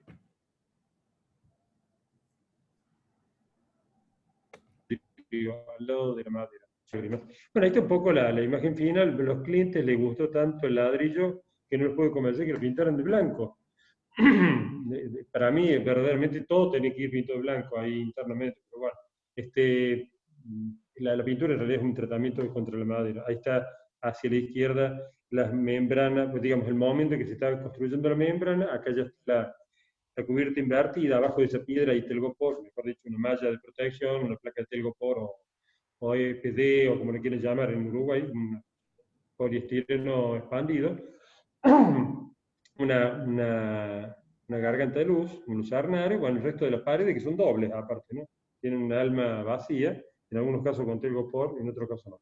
Y termino con este concurso que ganamos con esto a comienzo del año pasado, que ya a esta altura, post pandemia, parece que hiciera 10 siglos más o menos que pasó todo esto, y que básicamente es había que proponer en Concordia, que está al frente de una de las ciudades más grandes del Uruguay, que es Salto, del otro lado del Uruguay, digamos, proponer un Zoom para el INTA de allá, de esa zona. Y bueno, básicamente nosotros lo que hacíamos era una gran carcasa de una reja de madera, proponíamos una madera pesada, obviamente, y hacíamos una mixtura con una cubierta plana, o horizontal, más propiamente, y con una cubierta verde. Esta es la planta, una de las plantas, la planta, digamos, de este Zoom, que después se lo agrandó cuando nos encargaron ya directamente el proyecto, que se lo empieza a ejecutar y se frena con la pandemia. Básicamente es un cordón, un deambulatorio perimetral. El edificio termina acá en este cuadrado, que en ese momento tenía 11 por 11, ahora tiene 14 por 14, se modificaron. Este deambulatorio en ese momento tenía 70 centímetros, 75, una cosa así, y acá está la reja perimetral que en algunas partes se batía y en otras partes queda fija. Acá está la bomba de calor, mejor dicho, es el captador de aire, que lo hubiéramos hecho circular a través de un sistema de tubos canadienses, ganándole calorías en invierno y sobre todo frigorías en el verano. El problema de Concordia es el verano, no el invierno. Y acá está todo el framing, que se puede ver ahí los palitos, eso, las rayitas, etc. Este es ya el ejecutivo, aquella sí tenemos 14 por 14, aquella se ha ampliado todo, se han modificado algunas cosas, pero básicamente apelamos a un cuarto, o sea que, digamos, si se quiere, debe ser la obra más estandarizada que he hecho en mi vida. Si uno entiende una cuarta parte del edificio, el perímetro, entiende todo el edificio, básicamente es como un mosaico que va girando alrededor de un eje que es una columna metálica que está ahí al medio. Acá se ve la mixtura, digamos, bueno, acá está el hormigón, por supuesto, la solera, no vamos a contar eso, acá está la rienda que sostiene el perímetro, pero lo que me gustaba mostrar a ustedes es que sobre este envigado, que se va viendo acá, que se va repitiendo, hay una cuaderna en diagonal que sostiene otra placa inclinada que va a dar una gran canaleta central, y acá arriba en el primer tramo, bueno, hay un balasto de piedra en esta parte. Es bastante complejo, lo podemos comentar, pero la verdad que se va a volver aburrido. Este es el framing exterior, son tornillos de catálogo, dibujados por mí, digo, a mí me gusta tomar el catálogo y dibujarlo. Y este balasto, bueno, acá protege la membrana, que en este caso va a ser posiblemente, esperemos, una membrana de caucho, que van pegadas, como si fuera básicamente una goma de un neumático, de un auto, pero en esta parte aparece un separador y aparece una cubierta verde, que, bueno, está previsto utilizar estas hueveritas de plástico reciclado, donde se coloca arriba el manto verde, el manto orgánico. Acá se nota en la imagen interior el dispositivo que va girando, el dispositivo estructural de este envigado, en este caso de vigas laminadas, y que previo a esto obtenemos el segundo premio en la Cámara de la Madera de Córdoba, o sea que de esto que fue el comienzo del año pasado, volvamos medio año antes, o sea, 2 años atrás, y con esto termino. Y era una casa, pero esto es una casa genérica, porque la Cámara de la Madera estaba tratando de difundir eso, y que les gustó de alguna manera más este segundo premio, que era el nuestro, que el que ganó finalmente. No sé por qué motivo les caímos más simpáticos, no sé qué es lo que puede haber pasado. Pero la cuestión es que esta casa, es una casa muy chica, que básicamente es el cuerpo central de 2 dormitorios con una especie de quincho exterior, y que en este momento lo estoy desarrollando, este dibujo lo estaba haciendo esta mañana, porque hace unos 2 o 3 meses atrás me llama y me dice, che, empecé a desarrollarla, porque nos interesa que nos hagamos una propuesta, porque posiblemente vayamos a una propuesta de catálogo, o sea, construirlas y venderlas. Si quieren difundir la madera, en este caso como digamos, un sistema construido, como quien construye un auto y lo vende. Y si se ven acá sobre la viga, ya estoy, digamos, aplicando el sistema de la alfajía, de estos techos pesados con el hormigón, que evita precisamente la deflexión de una luz que es mucho más chica. En este caso estamos hablando de menos de 4 metros de luz. Y vamos a hacer una segunda, digamos, propuesta, que es básicamente evitar el ladrillo y mandar directamente acá arriba un entablonado y poner los tornillos de corte axial, estos tirafondos. Utilizaremos ya el catálogo Rotoglass, depende del presupuesto, es mucho más económico, y ya colocar una capa de compresión. Y bueno, vamos a ir decidiendo, vamos a tener que presupuestarlo, pero bueno, esto que están viendo acá, que es la última imagen, es básicamente el interior de esa pequeña casita que estamos en este momento reproyectando, porque la hemos exhumado de su olvido de casi 2 años, pasamos el plumero, le sacamos un poco de telas de araña y bueno, ya está volviendo a la vida, esperemos que lleguemos a algo. Me despido, bueno, obviamente con una bibliografía, me gusta siempre dar bibliografías de referencia, me parece que la Tectónica, lamentablemente, es una publicación que ha desaparecido, físicamente digo, sí, online. Somos muy amigotes de los editores, gente, digamos, así, para mí es una de las experiencias editoriales en arquitectura más interesantes de los últimos, yo diría, décadas. Me parece que es fantástico que alguien se haya hecho cargo del buen proyecto y de la buena materialidad. Nosotros, hace unos años y muy a pulmón, desde la facultad y desde la cátedra, empezó a publicar estas revistitas que, bueno, tienen también un conato digamos, de temas, de tematización, y concluyo con esta publicación del Taller Mediterráneo, en el cual participamos satelitalmente junto con el amigo Nancer, Fiorito, Cohen, bueno, que va mejorando afortunadamente, va saliendo, va resurgiendo. Y en este libro, bueno, hacen este texto, ellos, o hacemos en realidad una experiencia sobre proyectos en la Antártida Argentina. Y bueno, donde digamos, sistemas climáticos son extremos, por lo tanto las técnicas son extremas. De hecho, la clase que yo doy en este foro, que se llama Técnicas Extremas, en donde hablo un poco del factor de forma, pero me interesa mucho más otro tipo de cosas, ¿no? Que no viene el caso ahora, pero que bueno, que evidentemente hay como una especie de clima, ella cierra la cortina con esto, un clima cultural dentro de este grupo de gente que nos vamos rodeando, nos vamos vinculando, en el cual siempre hay un fuerte anclaje con la materialidad. Bueno, muchas gracias por la paciencia. Bueno. Buenísimo. Bueno, podríamos abrir una vuelta de comentarios, de preguntas.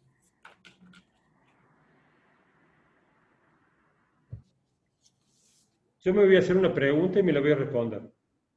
¿Ah, sí?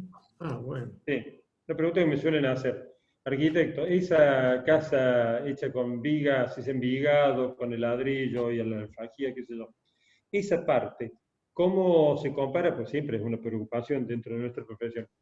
¿Cómo funciona, digamos, cuánto cuesta el metro cuadrado comparado con una clásica tradicional de losa caliente con la bovedilla arriba? No sé cómo la harán ustedes, pues, esos tortones recalientes en verano que no pueden estar ahí abajo. Y absolutamente igual. Cuando hicimos el número, finalmente, sacamos los números y le costaba básicamente lo mismo. Es más, no sé, han pasado 2 años y medio de eso, pero me parece que hasta era un 3% más barato, pero no importa. Tampoco estoy haciendo la promoción del sistema constructivo, simplemente decirles que fue un experimento, pero un experimento exitoso hasta en ese aspecto, digo. Todo bueno.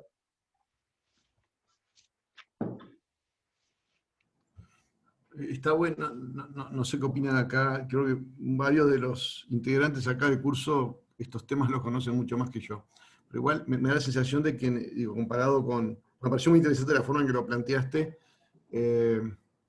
tengo la sensación de que incluso creo que en la tradición, por lo menos nuestra académica, creo que el tema del factor de forma creo que lo utilizamos muy poco. En los términos en que vos lo estás planteando, creo que tenemos una tradición más formalista, quizás más cercana también a alguna de los de la Escuela de Buenos Aires, formalista en el sentido de la autonomía de la forma y sin estas consideraciones. Me parece que no, creo que no, me parece que quizás hasta los casos que tú mostraste de en territorios extremos, creo que ¿no? Entre el trópico y los fríos parecería que ahí obviamente el factor de forma parece mucho más radical.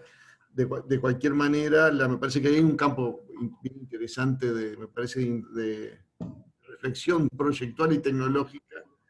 Y, O sea que yo creo, Diego, que hubo como una continuidad, ¿no? Esto es digo, una reflexión mía, no está escrito en ningún lado, simplemente es una observación. Puede ser defectuosa seguramente. Como diría Jorge Asís, probablemente, una información probablemente mal, que hubo una continuidad de la escuela francesa, no de Loyev, perdón, de Wolfram, de todos los tratadistas, de la tipología, ¿no? Siempre los franceses fueron muy tipologistas, desde el siglo XVIII hasta entrado el siglo XX. De hecho, Choisy, cuando hace su historia de la arquitectura, él hace una especie de tratado de la tipología estructural, si vos lo vas siguiendo. sí, correcto. Y yo creo que influyeron muchísimo los tratadistas franceses, posiblemente porque eran profesores franceses, muchos de los que venían, sobre la escuela rioplatense, lo vamos a poner en esos términos. No sé si llegaron primero a Montevideo, primero a Buenos Aires. Nuestro primer decano era un francés, Monsieur Carré, que vino de esa escuela, de esa tradición. Se trajo un francés a principios del siglo XX. ¿No? Y si vos te fijas en Le Corbusier, es un esfuerzo francés, si se quiere, porque Le Corbusier de alguna manera es francés, a través del dominio, de generar como una especie de, digamos, manual o sistema de conocimiento, de producción del proyecto, a través de elementos, sus 5 principios, el modulor, etcétera, el dominio, perdón, el modulor también, pero el dominio es en sí mismo ese dibujito que le puede haber llevado una siesta tomando mate, si estuviera, por supuesto, en Montevideo o en Argentina. Bueno. Pero ese dibujito es básicamente una carta de intención del mundo que se iba a venir. Fue dibujado en el año 19 y sin embargo el mundo fue hacia allá, con un solo dibujo. Esa digamos, pervivencia de la tipología en esta parte del mundo probablemente tenga su anclaje ahí. Y yo creo que siempre ha sido muy democrático. A mí me parece que la arquitectura rioplatense siempre ha tenido esa bondad o esa, digamos, gentileza de ofrecerle a nuestros alumnos, a nuestros epígonos, herramientas para poderse mover en el proyecto. Y las otras escuelas latinoamericanas no tienen esa base, o mejor dicho, ese anclaje, tienen más desarrollo, si se quiere, más formal, o de otro tipo, ¿no? Están como más preocupados, los brasileños yo los veo muy preocupados por la expresión levitante del edificio, es como que el edificio en sí mismo básicamente es una pieza de arte que, digamos, esconde algún procedimiento medio de nigromancia, de cómo se tiene el aire, es como una cuestión más de espectacularidad y más de escala. Los argentinos tenemos, y los uruguayos, ¿no? Me parece que estamos muy preocupados. Yo siempre te doy el ejemplo de este argentino uruguayo que es Viñoli, de esa escuela fuertemente tipologista, y que me parece que es una cosa que afortunadamente no lo hemos abandonado, que ya está en nuestro ADN, y por más que querramos, digamos, votarla, sigue siendo parte de nuestra manera, de nuestra didáctica, ¿no? Sí, o tipologista o de un orden geométrico, ¿no? Digamos, la idea de la planta como ordenador, ¿no? Claro. Me parece que, ¿no? No Bueno, tan tipologista en el sentido rosiano, digamos, más de la planta como ordenadora, ¿no? Como si claro. todo un orden, ¿no? Bueno, el libro de Rafael Moneo, el de la inquietud, es fabuloso. Ese nombre largo que tiene, que nunca me acuerdo. Bueno, es fabuloso. Él analiza 8 estudios de arquitectura a través de la sección vertical, la sección horizontal. Es una maravilla. No, fue de los primeros que marcó incluso las lecturas que hace es una maravilla de Stirling o mismo de Rencoll, la primera fase de Rencoljas, ¿no? Visto de un proyectista que lo lee de una manera Pero no, me parece que ahí hay un tema interesante lo que digo, por eso digo. Yo hago un comentario que me gustaría que los otros compañeros que, pero desde mi mirada me parece que el tema que vos marcaste, el factor ese, la síntesis del factor de forma respecto a a la opción de propia, digamos, de la propia, digamos, del conjunto del programa y su relación a la materia, ha parecido bien interesante. Y segundo, lo último que planteaste, que me parece que es un tema. Recordaba hace un par de años que nos visitó también uno de los chilenos, que tú de repente lo ubicás, el que vio Los Gallineros en su tesis, un libro llamado Los Gallineros, que hizo una tesis en Talca, uno de los primeros, el primer grado de Talca. Sí, Hizo no, me la hice. el gallinero, que hizo una tesis anti-Talca, curiosamente, o anti, que no es profesor de Talca, hoy está fuera, pero que tesis era sobre los gallineros como mistura, estudió, no es joda lo que estoy diciendo, estudió, tengo el libro por acá, estudió con gallinero entre comillas, gallineros las construcciones espontáneas en la zona del Valle de Talca, de la zona del Valle Central de Chile. Y una de las cosas que veía, a diferencia del modelo Talca, que fue un modelo mucho más de la madera, él observaba que había una mixtura de materiales, empezó a estudiar desde gallineros, depósitos, construcciones de la producción, y veía que había un poco como, hizo análisis como lo que me recordaba lo que vos estabas haciendo de los proyectos que participaste, ¿no? Una especie, él estaba rescatando como una especie de capital constructivo y proyectual vinculado a la mixtura de materiales general de bajo coste, que incluían frecuentemente algunas cosas que eran cantadas, frecuentemente estructuras de madera, pero fundaciones de piedra. La madera no, en áreas húmedas no se lleva muy bien en la fundación. Entonces estudió incluso el tema de los encuentros, y zona sísmica, estudió el tema de los encuentros, estudió el tema de las triangulaciones, estudió algo divertido, la mezcla de las chapas de zinc en algo nuevo de la modernidad en el Chile del siglo XX, que emergió primero con las construcciones ferroviarias del siglo del siglo XIX, pero que no estaba en Chile como en la agenda. Y estudió en el sur de Chile, cuando a eso se le iban agregando los aislamientos frecuentemente hechos en madera o eventualmente en algunos casos con elementos de barro y de césped, digamos barro, ¿no? Entonces, me recordaba un poco que tengo la sensación de que también, no sé, me puede Carola corregir, una sensación de que creo que hay un tema también de misturas tecnológicas, de matéricas y tecnológicas que son comunes en la construcción real, ni hablar en la construcción fuera de la cultura, también en la de la cultura, pero que creo que la construcción, hay una construcción y no sé si no hay un agujero ahí hasta de estudio que tenemos en Uruguay, ¿no? O un tema abierto, me parece bien, hasta la forma en que armamos el curso, yo te escuchaba y dije, ay, madre mía, hicimos un ciclo de charlas por los materiales dominantes. Pero bueno, tendríamos que partir ¿no? de las buenas misturas. Siempre es bueno Yo ampliar le el quería hacer campo una de... pregunta. Ay, perdona. Sí, Carlos. Sí, claro. Si No, quieren no, bajamos Gabriela, para un entendí, poco más. Caro. Para Es una Gabriela. pregunta bien práctica. Dale, Gabriela, por favor. No, que yo le quería hacer una pregunta bien práctica, porque él dijo que tiene una empresa constructora. Yo le quería preguntar, ¿cómo elige a la mano de obra? ¿Él la elige? ¿Les da como una charla sobre cómo quiere que se trabaje? Porque las terminaciones son maravillosas, y eso es Sí, son muy espectaculares. difícil, claro. Porque uno dibuja bárbaro, todo se imagina, y cuando llega el momento de la obra, hay veces que queda muy desprolijo, ¿no? Por no decir un mamarracho. Y eso le quería preguntar eso. Lo que pasa es que, bueno, en este caso particular son emprendimientos que van a la renta, no es para la venta, ¿no? No, es un grupo, digamos, de gente que nos vamos quedando con esos bienes. Después los rentamos, los alquilamos.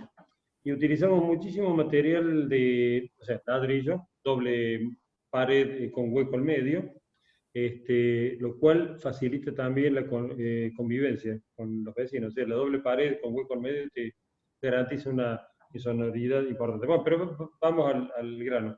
ya tenemos estandarizado, mejor dicho, ya tenemos catalogado, que después utilizamos en la obra. Son obras de bajo costo. Estoy hablando en este momento más o menos de $400 el metro cuadrado.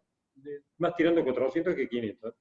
Mirá. Y no sé cómo andan en Uruguay. Acá en Argentina hablar de 600, $700 es lo habitual. Sí. Bueno, sí, obviamente de alta gama en Buenos Aires podemos hablar de $1000 el metro, un poquito menos. Acá Pero, mucho. sí, sí. Pero en este caso son, no, perdón, no, 400, sí, mal número, porque yo tengo en la cabeza los 32.000 pesos, son $200 el metro cuadrado. $200 el metro cuadrado. Pero por supuesto, sistemas muy sencillos.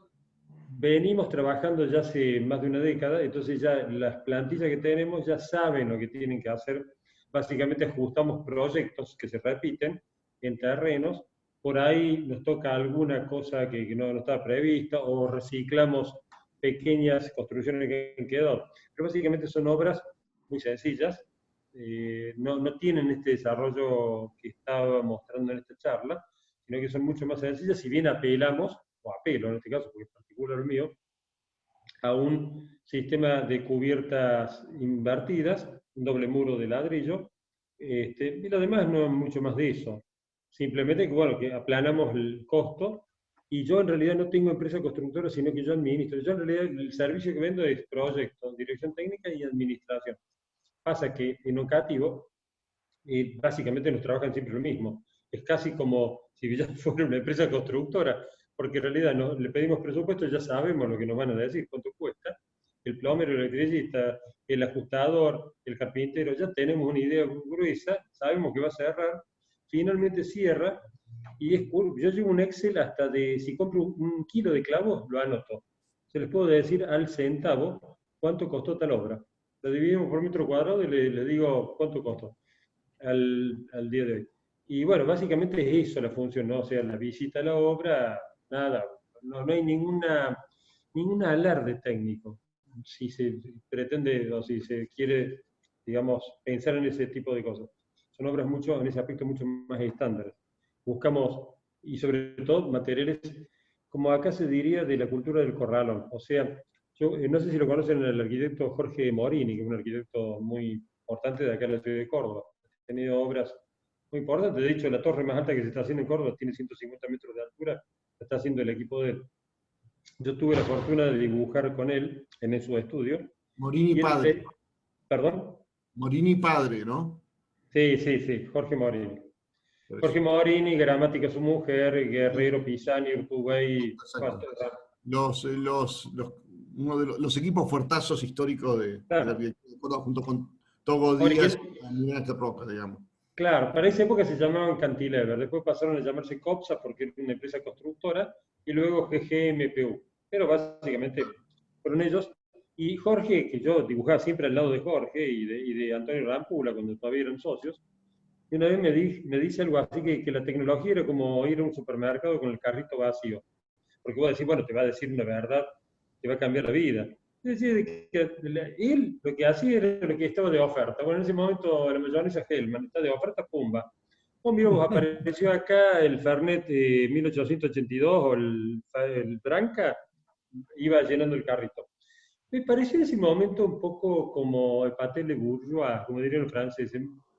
Me cayó como, viste, como un revulsivo lo que me estaba diciendo. Y con el tiempo me di cuenta que tenía mucha racionalidad lo que me estaba diciendo. Uno tenía que saber manejarse con lo que se puede. Y yo tengo algunos textos, con esto termino, bajo la cortina, porque si no es monólogo, sobre las técnicas determinadas y muchas de las cosas que mostré hoy son determinadas. Estos sistemas de CLT están muy determinados. Inclusive ya vienen fresadas los agujeros, todo. Y yo siempre trato de buscar soluciones de tecnologías indeterminadas.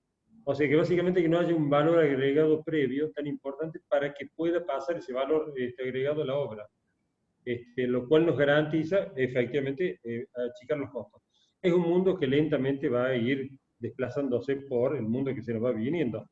Los créditos de carbono, los estándares, las normativas específicas de pérdida y ganancia de calor, bueno, ese mundo se va viniendo de a poco.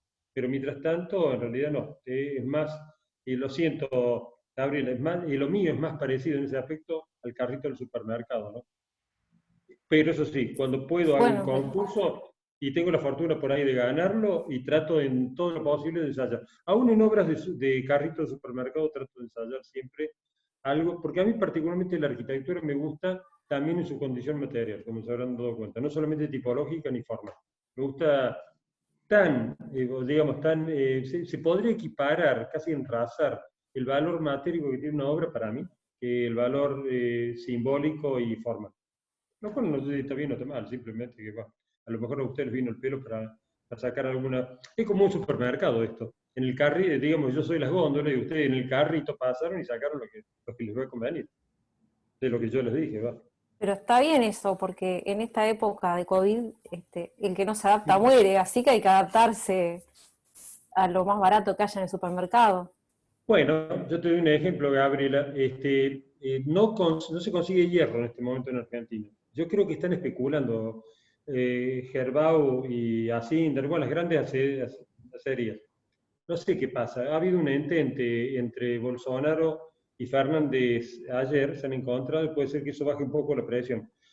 Pero no se consigue acero. He empezado a pensar que las obras que estoy haciendo en este momento, que ya no estoy llegando con los hierros para el entrepiso, el segundo piso, que es donde yo cubro, voy a ir a una cubierta de, digamos, una estructura de bóveda.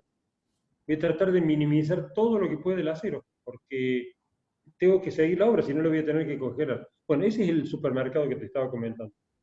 La casa Raúl de Le Corbusier, que es una bóveda. O bueno, el amigo Dieste de ustedes, el maestro Dieste. Bueno, de golpe te la ingenias y decís, bueno, che, al final lo que tenés que ir y de golpe van a decir, che, qué capo este tipo. La verdad que la pensó 30 veces y finalmente esas crujías con el remate de bóveda o de arco corrido, qué sé yo, y vos le decís, no, en realidad no fue por eso, fue por una economía de obra. No lo digo de Dieste, che, no quiero herir ninguno orgullo nacional. Dieste es un capo. Él lo hacía a propósito, ¿eh? Él no iba al supermercado. Sí, igual tenía que haber supermercado, ¿no? Pero, digo, en el sentido que vos planteás, no, me parece que lo último que vos dijiste también, está bueno lo que dijiste de las tecnologías determinadas y indeterminadas, creo que está bueno como, también me parece que es probablemente va a ser una pauta también de la, digamos, de un nicho de construcción y también probablemente en nuestros países, por más que vengan las tecnologías determinadas, igual van a tener un techo en ese sentido, ¿no? O sea, un porcentaje del hábitat va a seguir construyéndose con tecnologías indeterminadas, el hábitat de las ciudades, no puedes cambiar un día a otro modelo. ¿No? ¿Sí? Bien. Bueno, gente, Bien. creo que llegó el momento de la cerveza. Y Sí, verdaderamente los envidio.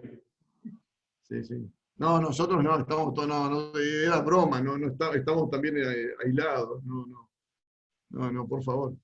No, otra cosa que me pareció interesante, vos también en tu reflexión, me parece que nosotros habíamos dado, tú habías visto el programa nuestro, habíamos dado como con Juanjo toda la parte como una componente, una especulación sobre lo estructural con su cierta autonomía, ¿no? Cuando tu presentación está buena porque la forma no es una envolvente en la forma que vos lo planteaste, sino que en realidad ese concepto es un concepto tectónico en sentido más, no superficial, sino tectónico de conjunto que incluía, digamos, la estructura, los componentes de cerramiento, es decir, ¿no? y la forma última, ¿no?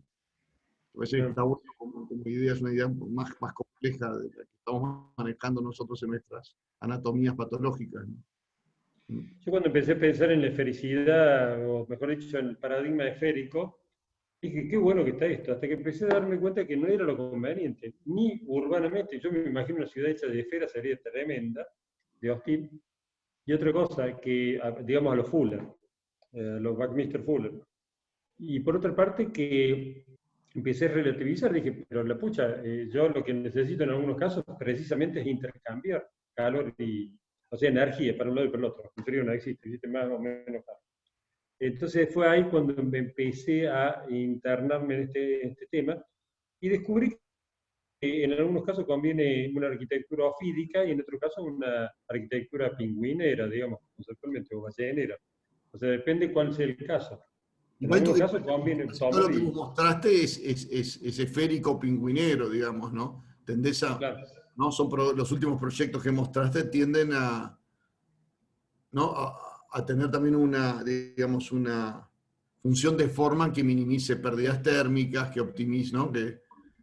Pero vos sabés que digo que en realidad la mayor parte de la población vive en situaciones intermedias, que no son ni demasiado calurosas ni demasiado frías, no son muy húmedas ni tampoco muy secas. Los ejemplos didácticos, las escuelas de arquitectura están llenas de ejemplos extremos. O sea, te muestran un extremo para que vos más o menos veas de qué se trata la cosa. Pero lo difícil viene cuando vas al punto medio. Decir, bueno, ¿qué haces en Uruguay? O mejor dicho, sí, vamos a ponerle Uruguay, la Pampa Argentina. Sí, Y sí. tiene un poco de todo. Entonces ahí te la tenés que pañar, como dirían en español, o sea, tener que pensar en que el sol es inclemente en el verano porque lo tenés vertical, y en invierno tenés muy poca ganancia y tenés que protegerte. Bueno, no es fácil, ¿eh? Te digo que es muy fácil decir, che, no, el clima frío húmedo, el clima frío seco. Y en la realidad tenés las dos cosas. Entonces, yo últimamente tengo muchísima consideración por los materiales con mucha inercia, tanto térmica como sonora, o sea, los que retardan.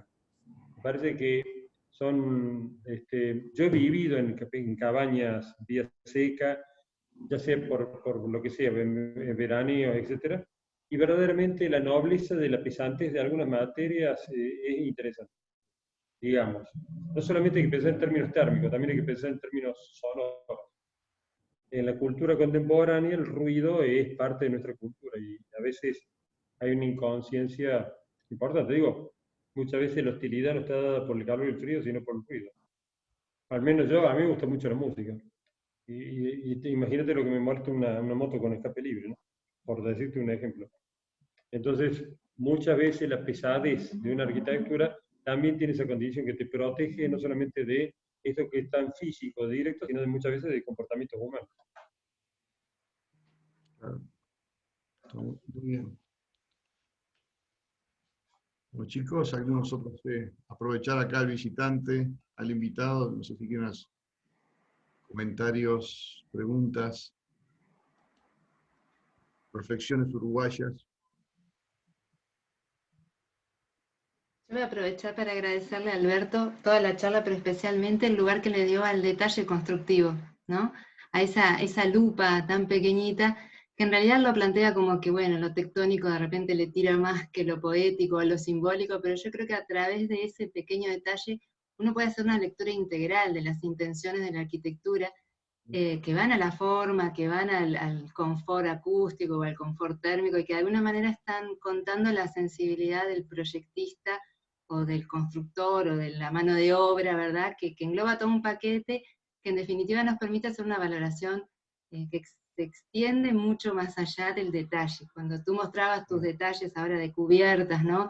Y dabas una explicación rápida y clara de cómo lo entendías que funcionaba, o mostrabas el detalle de Zumthor acomodándose al ángulo de la piedra, que en definitiva está haciendo un homenaje a ese soporte donde, ¿verdad?, se separaban esas pequeñas habitaciones del Museo de la Mina.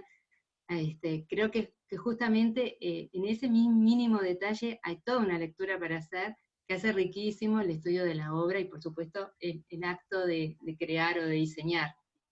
Entonces, a veces lo planteamos muy en términos formalistas, el tema de la poética, pero yo creo que la poética está metida en cada clavo o tirafondo que tú ponías allí, porque estás de alguna manera trayendo a colación prácticas tradicionales. Ahora Gabriela te preguntaba sobre la mano de obra, y tú decís no es muy sofisticada, o es un poco lo que dispongo, es la ley del supermercado, si se quiere, pero hay una riqueza en encontrar la solución más acorde para el estado de situación, ¿no? Entonces yo creo que ahí hay un valor adicional que se puede ver en el detalle, y muchas veces creo que en nuestra formación el detalle se pierde, por eso también me parece fundamental los aportes de revistas como esta Tectónica, la que ustedes desarrollaban de materia, ¿verdad? En donde se hace ese foco, porque creo que ahí en la materia está toda la otra lectura que se puede hacer de una actividad mucho más compleja. Entonces agradezco justamente que hayas optado por poner la lupa y mirar desde la lupa el objeto y todo lo que tiene consigo. Me pareció un enfoque riquísimo. Bueno, muchas gracias, Carola, por tus palabras, gracias, Diego, y bueno, yo a disposición de ustedes, que saben que somos amigos, y bueno, lo único que tienen que hacer es nos ponemos en contacto y la seguimos. Y ojalá que podamos, en la próxima edición, poder contar contigo presencialmente, ¿viste? Sí, yo encantado, a mí me encanta Montevideo, así que imagínate, seguramente. Bueno, Alberto, pero muchísimas gracias. Bueno, gente, bueno, Carola, Diego y todos los que están presentes, muchísimas gracias por la paciencia y bueno, vamos a ver qué quedó en el carrito del supermercado. Está bien. Nos Buenísimo. vemos. Bueno, chicos, nos quedamos conectados con el resto del grupo si quieren. Bueno, muchas gracias. Gracias a vos, Alberto. Gracias, Alberto. Chao, gracias. Gracias.